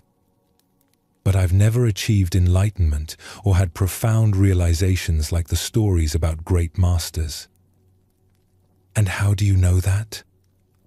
Master Sogen asked. "What do you think enlightenment looks like?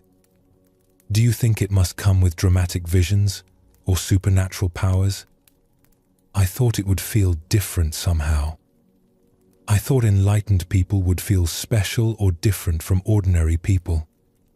Master Sogen laughed softly.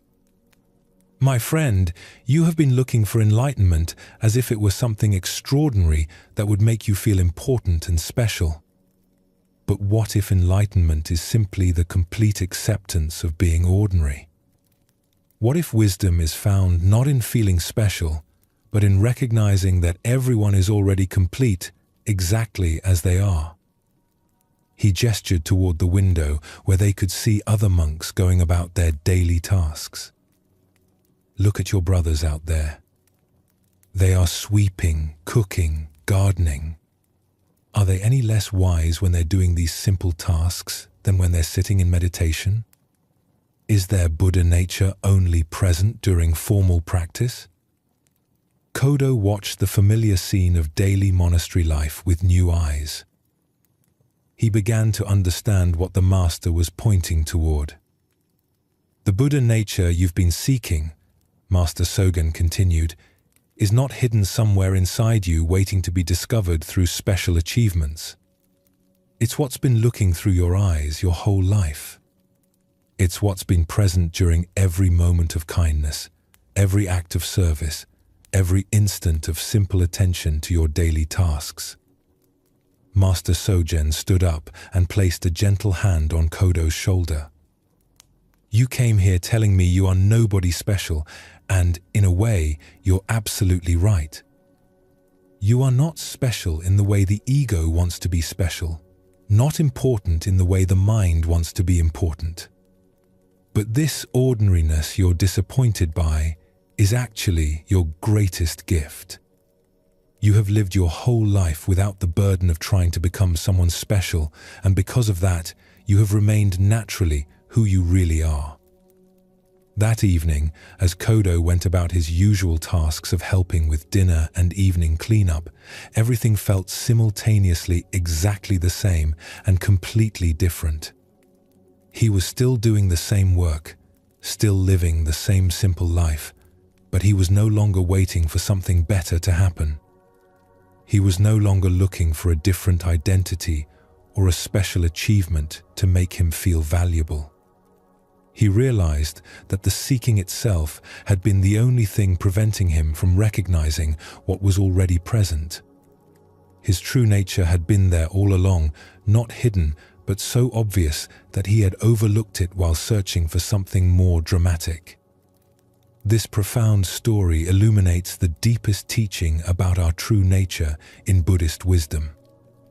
We often think we need to become someone special, achieve something important, or have dramatic spiritual experiences to be worthy or complete. But the truth is exactly the opposite. Our true nature is already present, not as something extraordinary, but as the ordinary awareness that experiences our daily life. Kodo's journey shows us how our seeking for a special identity can actually prevent us from recognizing the natural completeness that's already here. When we stop trying to become someone important and instead appreciate who we already are, we discover that we were never actually lacking anything. This teaching brings immense relief because it means we don't need to wait for some future achievement or realization to be fundamentally okay. We don't need to earn our worth through accomplishments or spiritual attainments.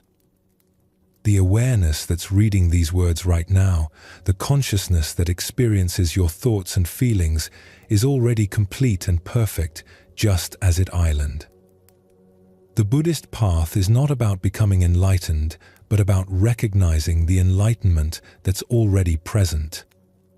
Not about achieving a special state, but about seeing through the illusion that we need a special state to be complete. Like Kodo, we often overlook our natural wholeness while searching for something more impressive. This understanding naturally leads to a deep sense of ease and acceptance.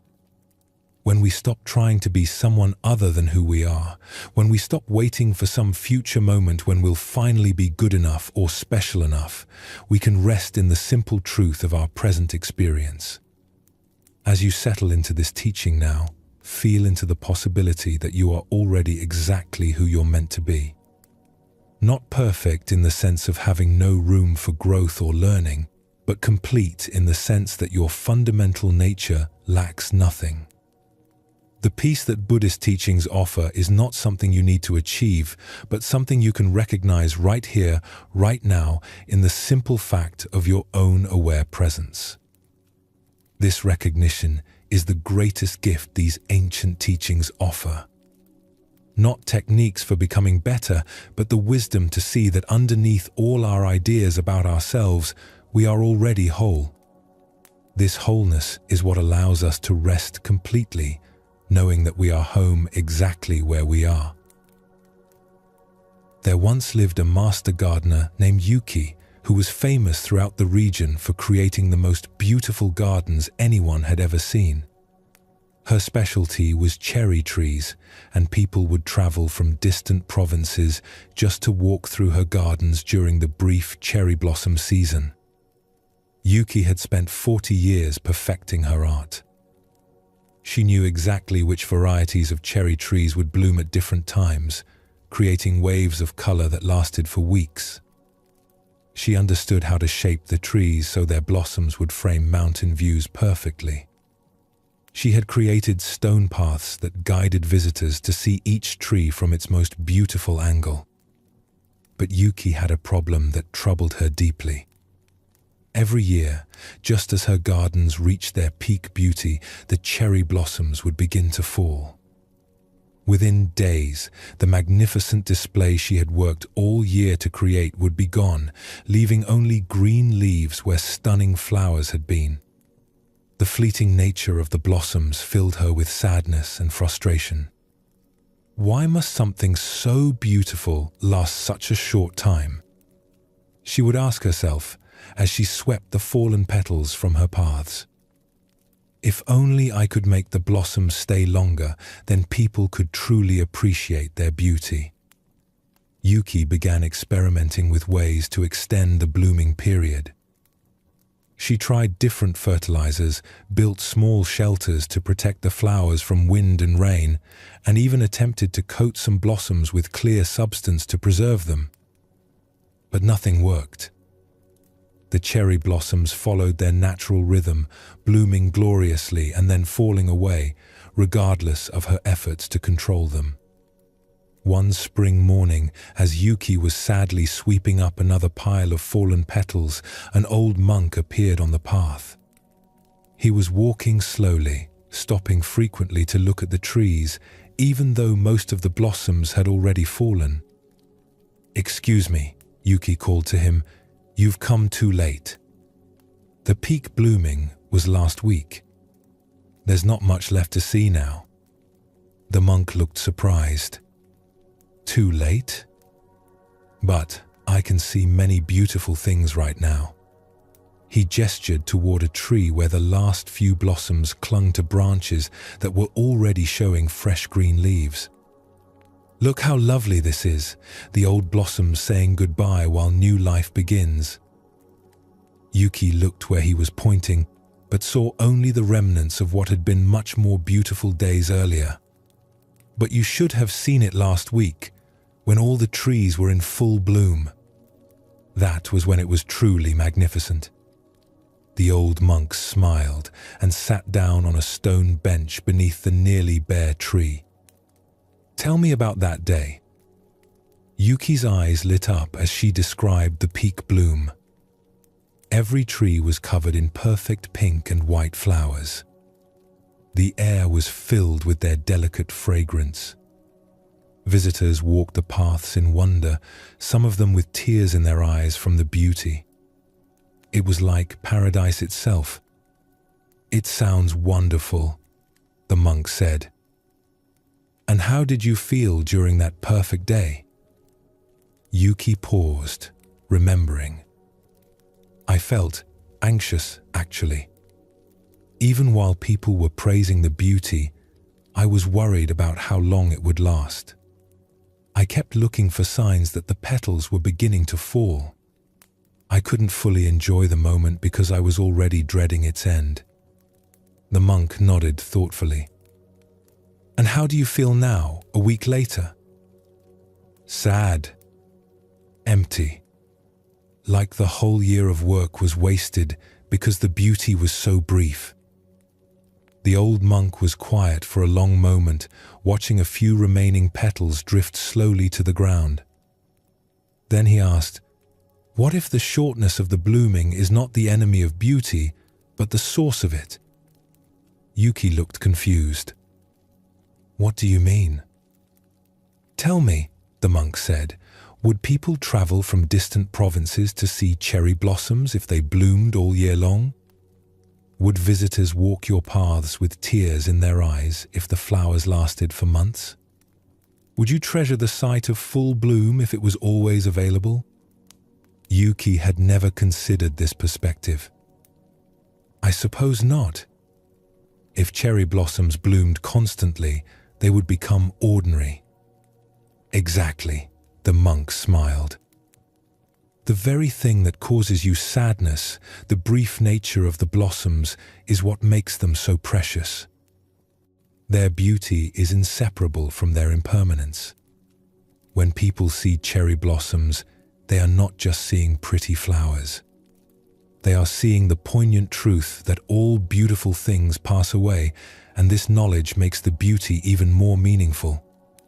He gestured toward the nearly bare tree above them. "This tree will give you a new gift now.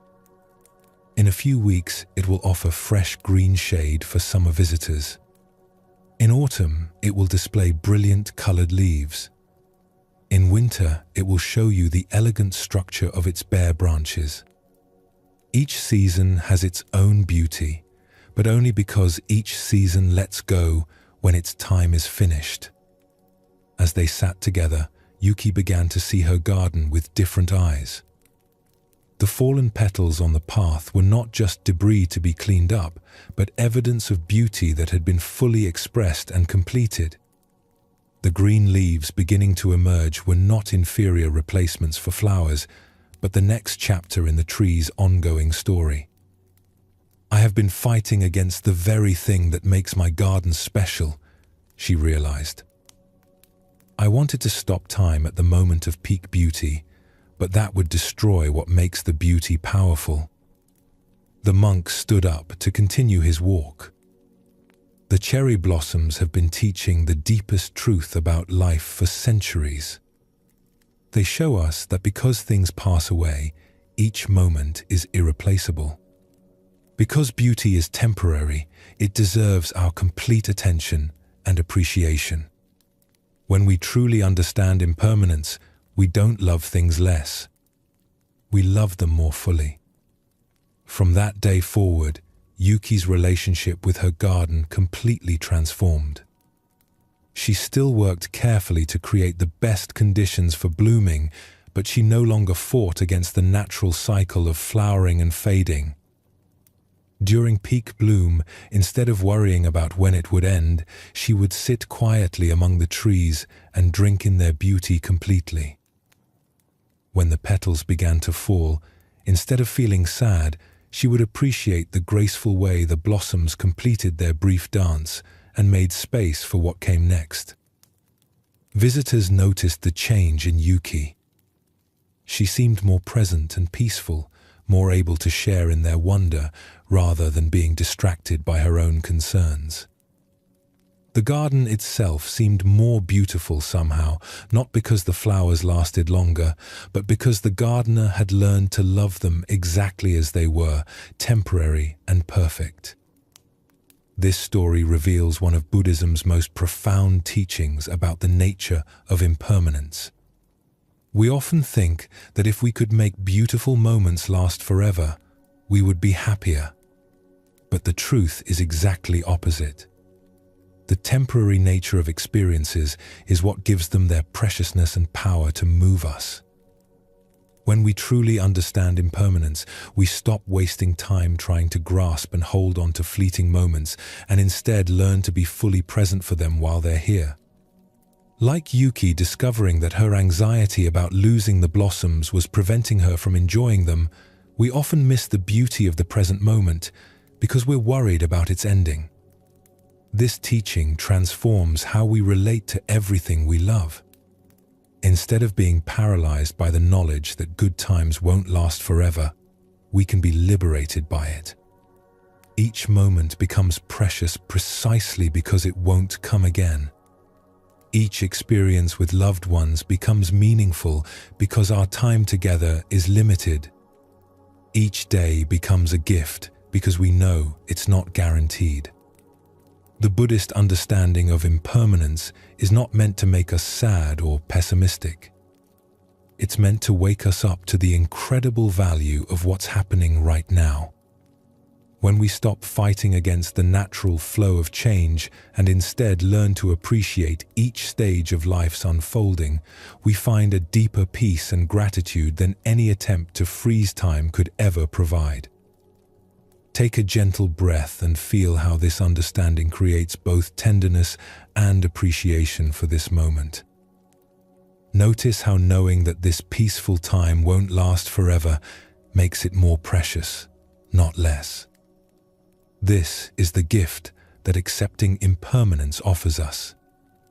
Let us explore this wisdom further through another story that shows how understanding the temporary nature of life can actually make us more alive and present.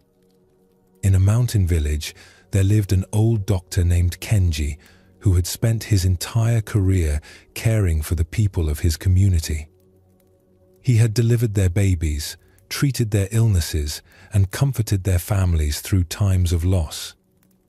Now, in his 70s, Dr. Kenji had developed a serious illness of his own, and he knew he had only a few months left to live.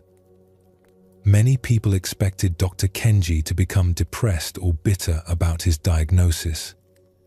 After spending his life healing others, it seemed cruel that he should face a disease that couldn't be cured. But instead of becoming despondent, something surprising happened. Dr. Kenji seemed to come alive in a way that his friends and patients had never seen before. Every morning, he would wake up and spend time looking out his window at the mountains, as if seeing them for the first time. He would savor his simple breakfast with obvious pleasure, paying attention to tastes and textures he had barely noticed for decades.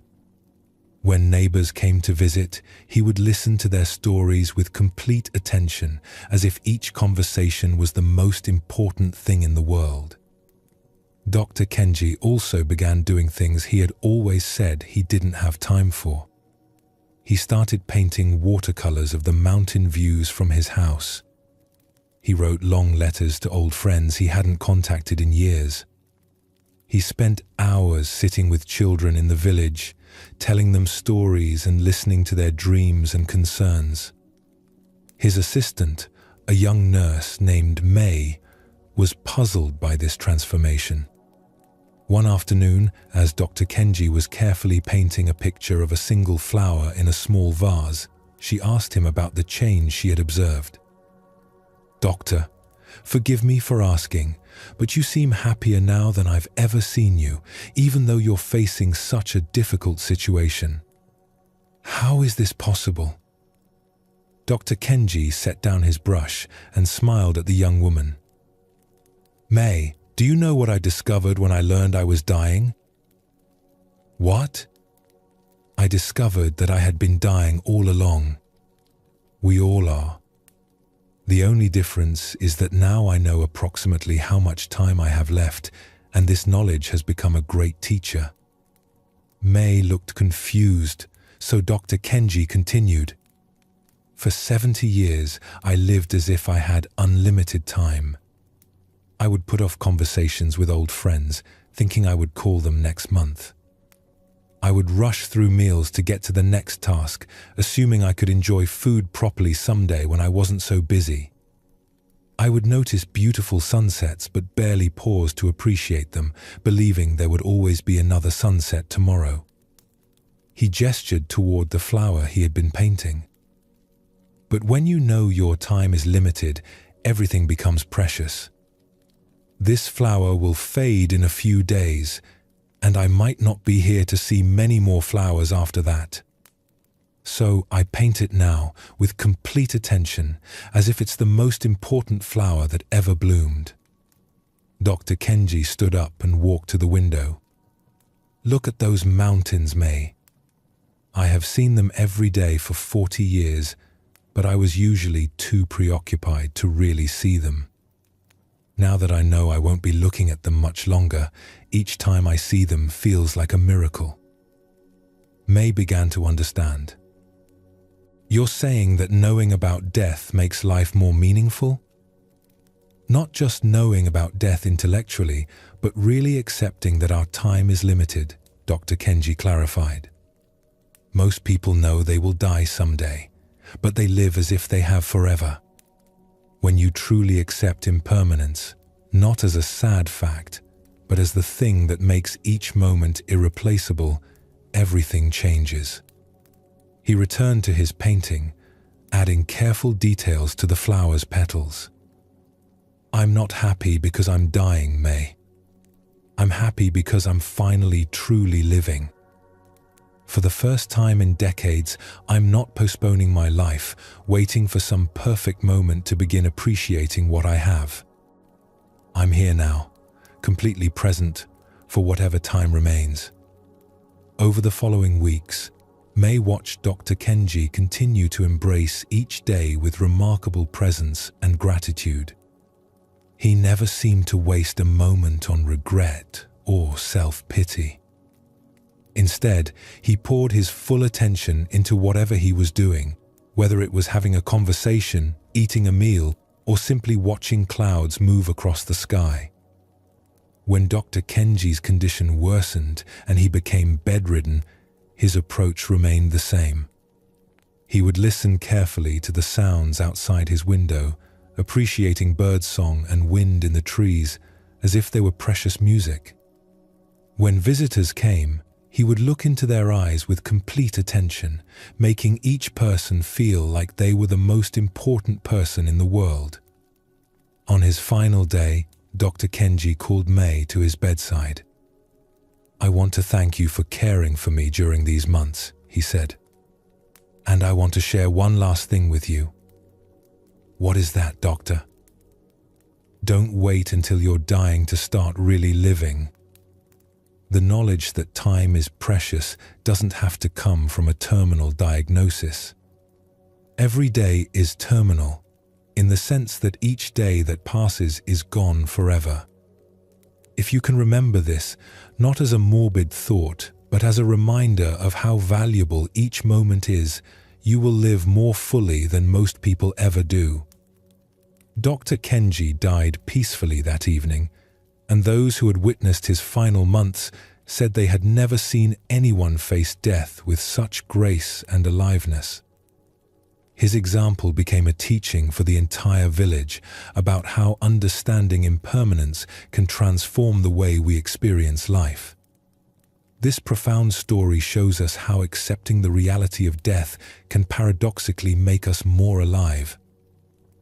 Dr. Kenji's transformation illustrates one of Buddhism's most important insights. When we truly understand that our time is limited, we stop taking moments for granted and begin to experience life with much greater richness and presence.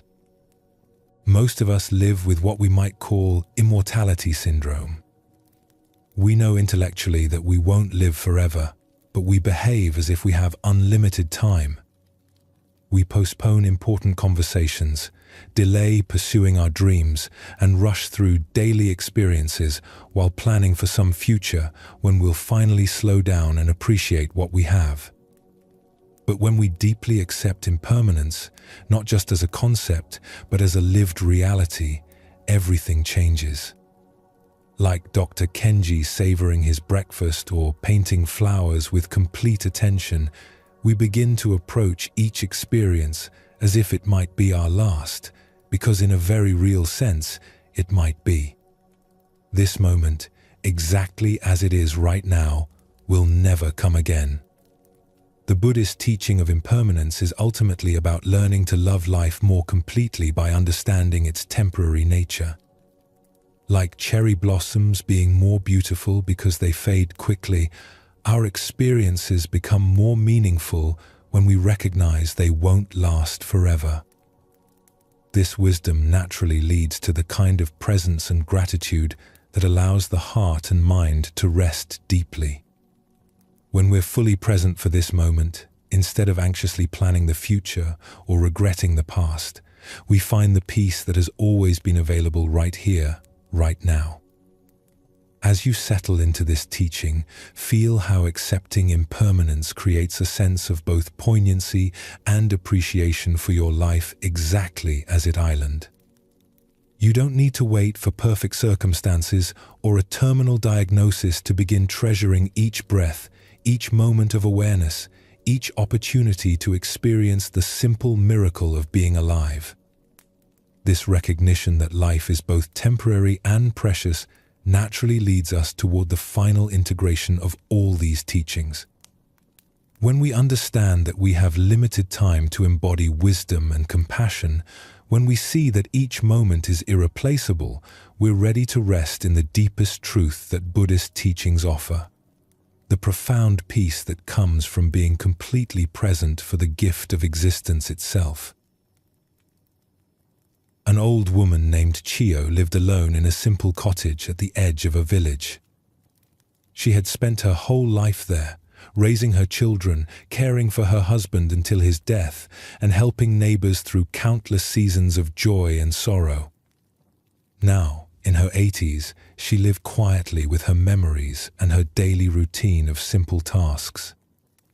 Every morning, Chiyo would rise before dawn and sit on her wooden porch, watching the world wake up around her.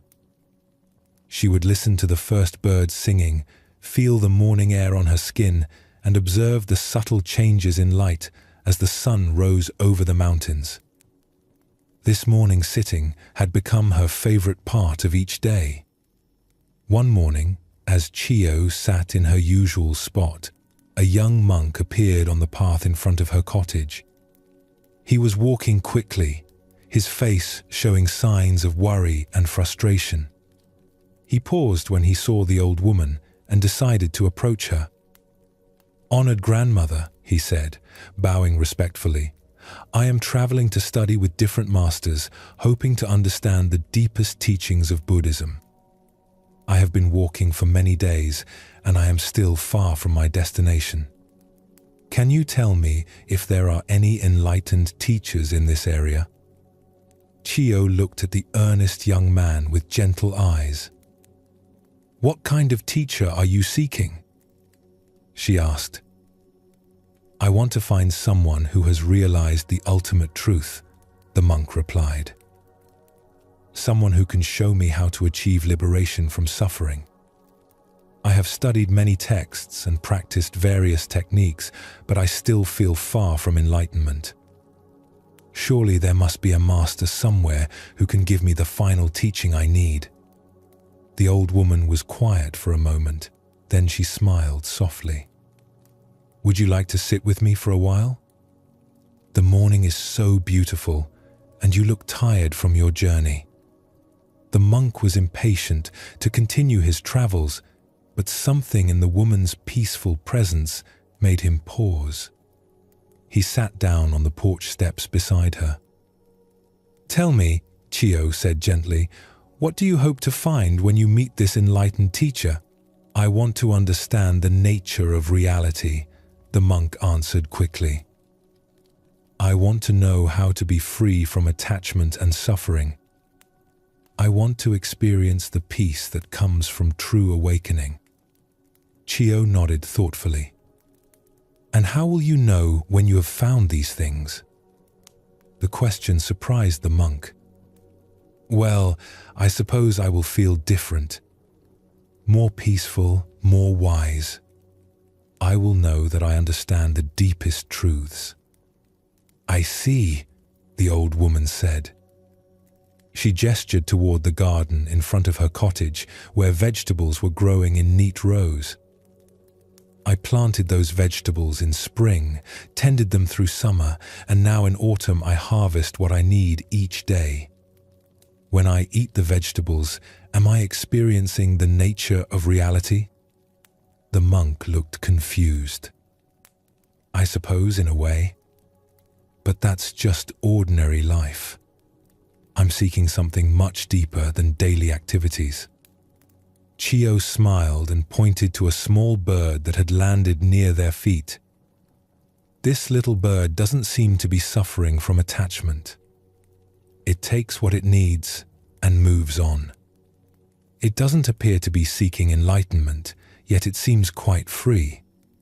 What do you think it knows that you don't know? The monk watched the bird as it pecked at seeds on the ground, then flew away without hesitation. But that's just instinct. The bird doesn't have consciousness like humans do. Are you sure? Chio asked. How do you know what the bird experiences? And how do you know that your human consciousness is more complicated than it needs to be? They sat in comfortable silence for several minutes. The monk found himself naturally relaxing as he watched the simple scene in front of him. Morning light filtered through the trees, a gentle breeze moved through the garden, and the sounds of the waking village created a peaceful backdrop. You know, the monk said slowly, sitting here feels more peaceful than I have felt in months of intensive practice. Chio nodded. What do you think is different about this moment? The monk considered carefully.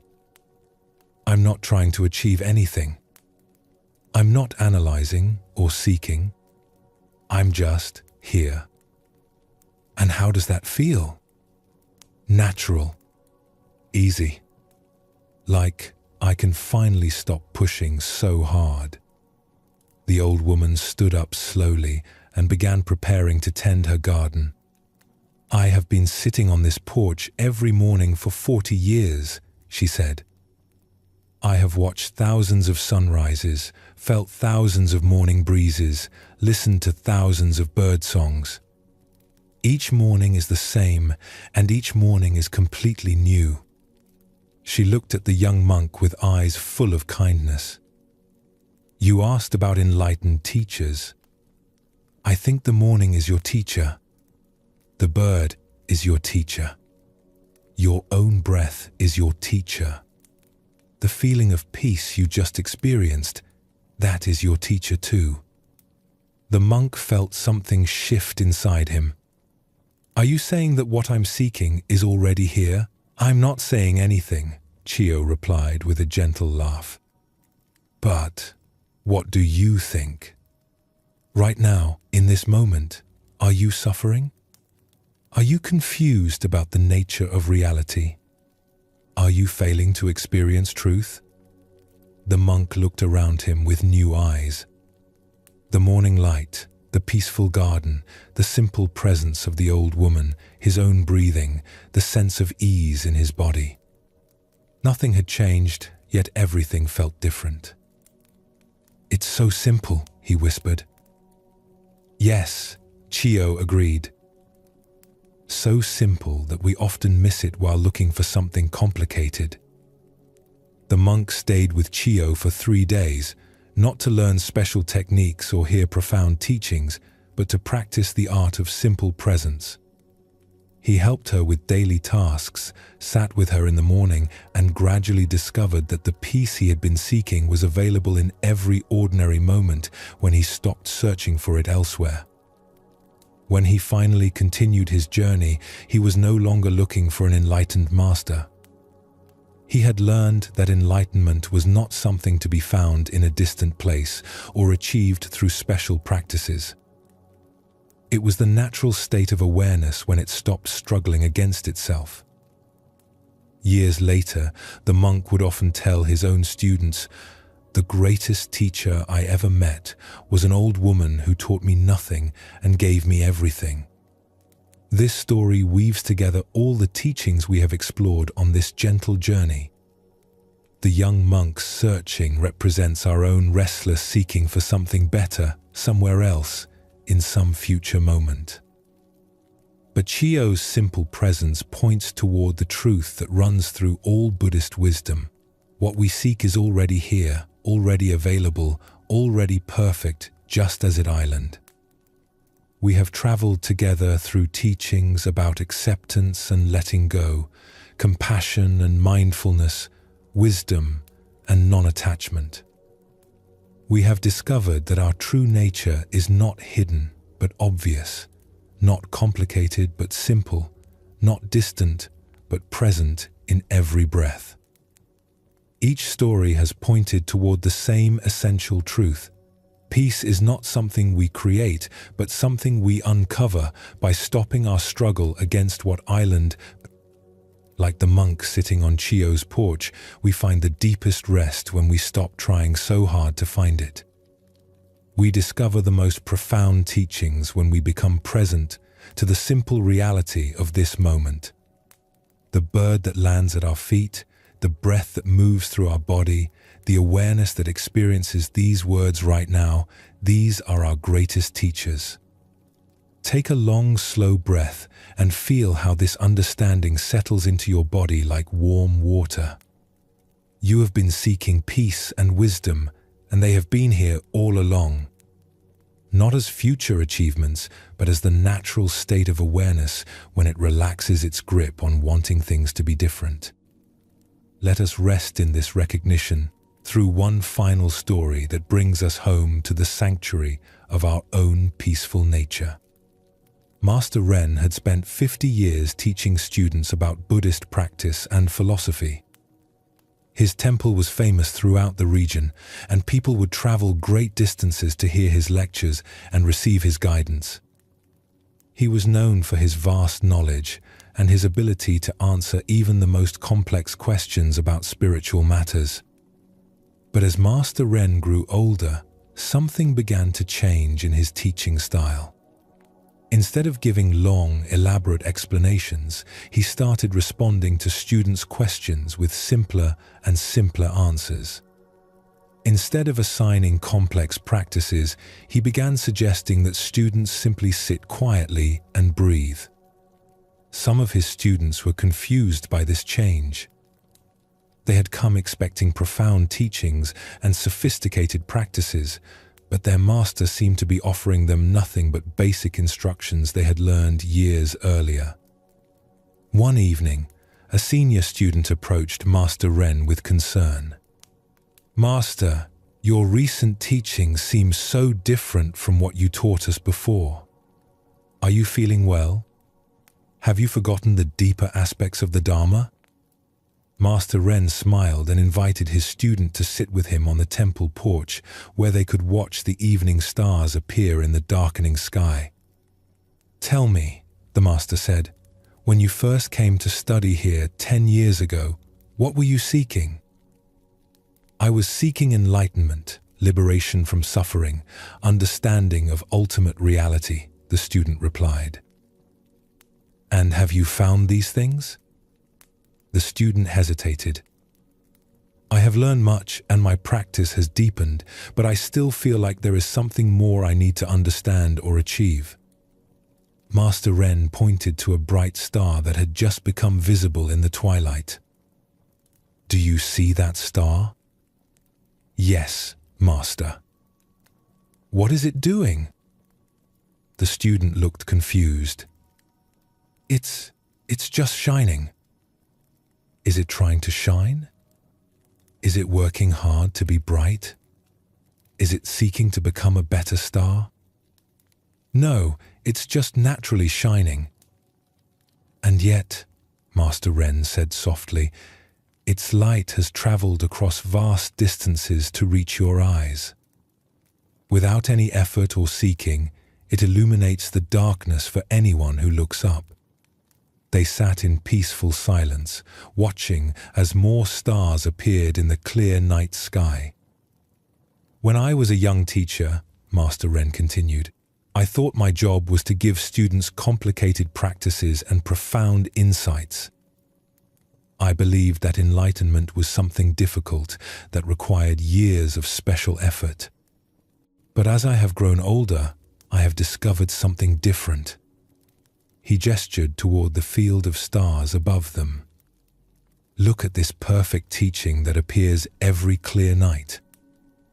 The stars don't struggle to shine, the sky doesn't effort to be spacious, and the night doesn't try to be peaceful. Yet, here is the most perfect demonstration of Buddha nature anyone could ask for." The student looked up at the stars with new understanding. "You're saying that our true nature is like the stars, naturally luminous without effort?" "I'm not saying anything," Master Ren replied with a gentle laugh. "But what do you experience when you stop trying to figure everything out and simply rest in awareness like the space that holds all these stars?"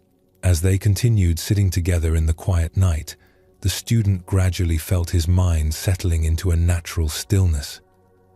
The questions and seeking that usually filled his thoughts seemed to dissolve into the peaceful vastness of the evening. He wasn't trying to meditate or achieve any particular state. He was simply present, like the stars simply shining. "Master," he said quietly, "I think I understand why your teaching has become so simple." "Why is that?" "Because what we're looking for is already so simple that complex teachings only cover it up." Master Ren nodded. "After 50 years of teaching, I have learned that the most profound truth is the most obvious one. Students come seeking complicated wisdom, but what they really need is to remember how to rest in their own natural awareness." He stood up slowly and prepared to go inside for the evening. "The stars have been giving the same teaching every night for millions of years. They shine simply because that's their nature, not because they're trying to achieve anything. When we discover that we too can simply be what we are, without struggling to become something else, we find the peace that has always been available." That night, the student slept more deeply than he had in years. Not because he had learned something new, but because he had finally relaxed into something old and natural and always present. He had discovered that the peace he had been seeking was the peace of awareness itself, not as an achievement, but as his fundamental nature. This final story brings us full circle to where we began, but now with the understanding that comes from having traveled the path.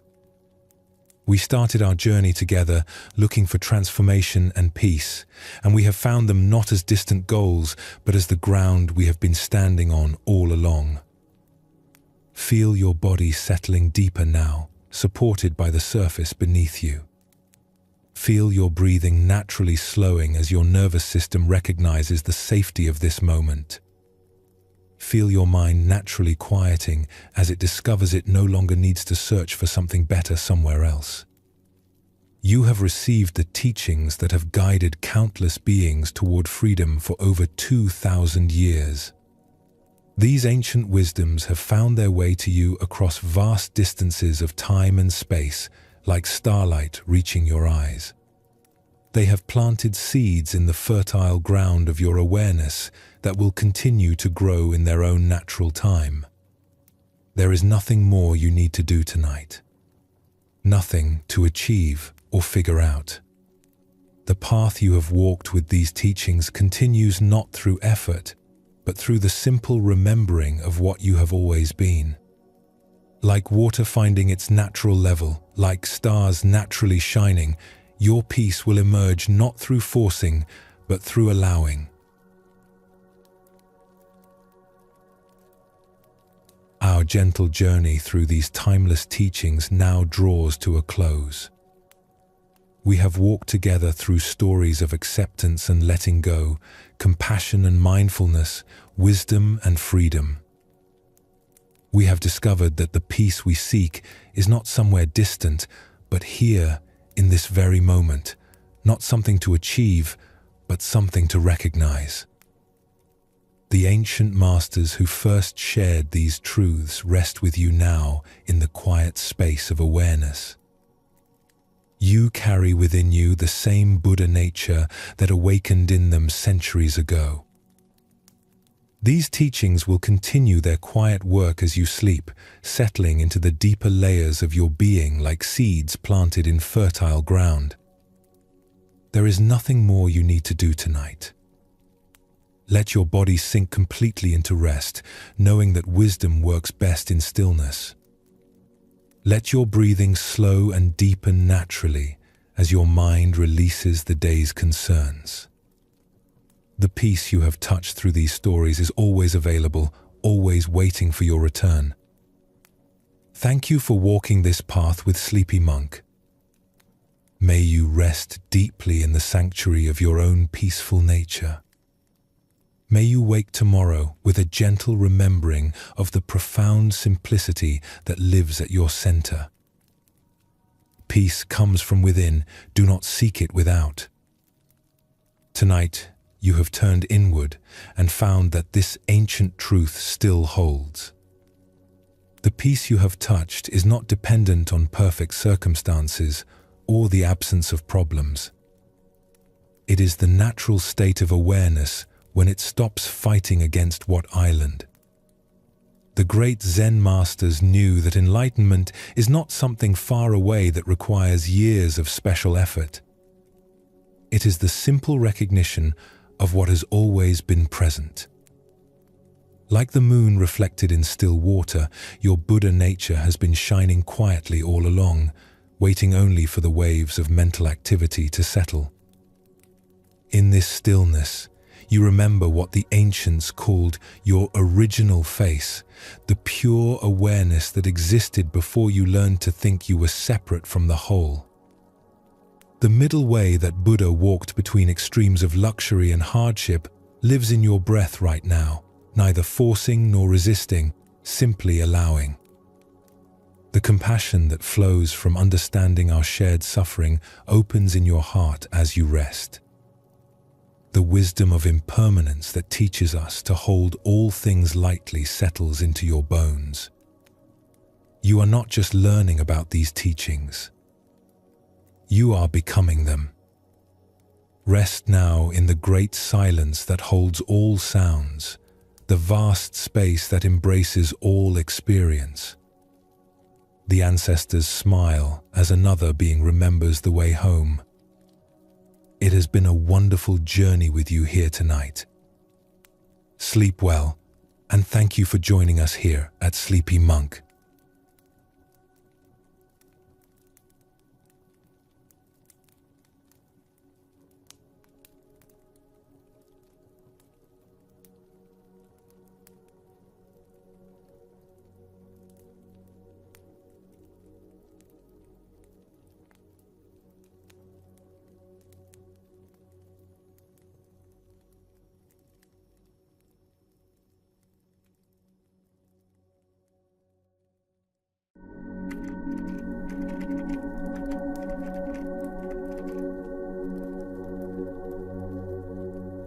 Welcome, friend, to another journey together.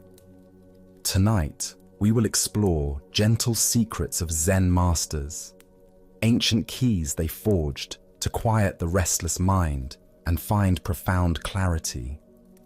Feel free to share what time it is and where you are listening from. I am about to share a collection of rare and gentle Zen stories, each one carrying an overlooked truth about releasing the mind from its self-made prisons of anxiety, overthinking, and dissatisfaction. These are more than simple tales for the evening. They are transmissions of insight, echoes from enlightened minds who discovered a fundamental secret. True rest is not a destination you arrive at, but a path you uncover within. The great Zen master Dogen taught, "To study the way is to study the self. To study the self is to forget the self. To forget the self is to be enlightened by all things." Tonight, we will explore how these ancient stories help us gently forget the self that worries and strives. As these timeless narratives unfold, you may feel a gentle shift inside. The noise of the day will begin to fade. The weight you've been carrying will feel lighter. You will be guided toward a natural state of deep awareness and peaceful rest. So, allow yourself to settle in now. Let go of the day. Take a slow, deep breath. And as you release it, open your mind to receive the wisdom that has traveled through ages to find you here, in this very moment. Let us begin our journey with a story about compassion and the burden we often place upon ourselves. This is the weight of the world. In a peaceful monastery nestled among rolling green hills, a young monk named Kenji lived with deep sincerity and an open heart. Every morning, he would rise before dawn to meditate, and every evening, he would walk the monastery grounds in quiet contemplation. His dedication to practice was evident to all who knew him, yet something troubled his spirit deeply. Each day, as Kenji read the news from the outside world, or heard travelers speak of distant suffering, his heart would grow heavier. Wars raged in foreign lands. Children went hungry in nearby villages. Sickness spread through communities, and cruelty seemed to flourish wherever he looked. The weight of all this suffering pressed down upon him like a mountain, making it difficult to breathe, let alone find the peace that his practice promised. One morning, unable to bear it any longer, Kenji approached his master, Roshi Tanaka, who was tending to the small monastery garden. The elderly teacher moved slowly among the vegetables, pulling weeds with careful attention, his weathered hands gentle with each plant. "Master," Kenji began, his voice heavy with anguish, "I feel the suffering of all beings pressing upon my heart. I see the wars, the hunger, the sickness, and the endless cruelty that humans inflict upon each other. This weight is crushing me. How can I possibly find peace when the world is drowning in such turmoil? How can I sit in meditation when others are in agony?" Master Tanaka looked up from his radishes, his eyes kind but piercing. Without speaking, he gestured toward a large, smooth river stone that sat at the edge of the garden path. The stone was beautiful in its simplicity, worn smooth by countless years of water and weather, but it was clearly very heavy. "Pick it up," the master instructed quietly. Though puzzled, Kenji obeyed. He bent down and with considerable effort lifted the stone. It was even heavier than it appeared, and his muscles strained under its weight. His back began to ache almost immediately. "Now," said Master Tanaka, returning to his weeding, "carry it with you for the rest of the day. Do not put it down. Take it to meditation, to meals, to your work, to your rest. Let it be your constant companion. Kenji did as instructed, though he wondered at the purpose. He carried the stone everywhere throughout that long day. During morning meditation, his arms trembled with the effort of holding it. During meals, he could barely eat with the stone in his lap. While sweeping the temple floors, his movements were clumsy and awkward. By afternoon, his shoulders screamed in pain.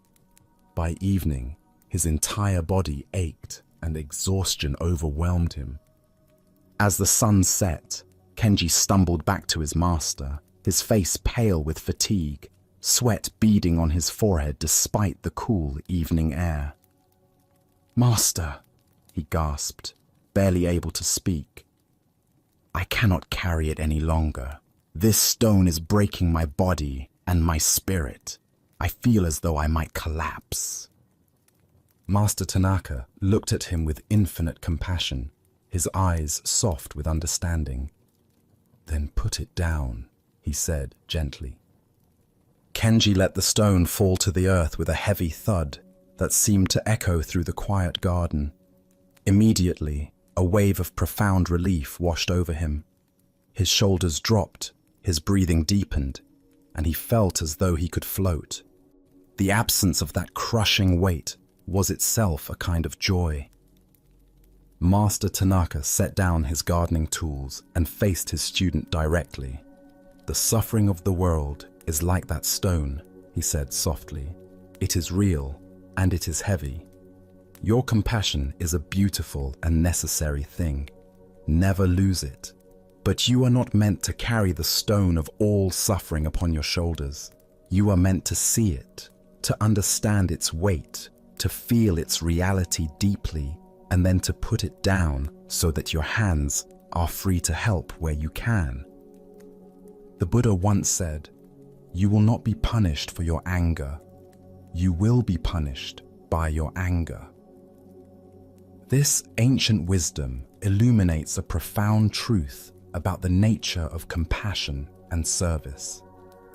When we carry the weight of all suffering within our hearts, we become too burdened to be of genuine help to anyone.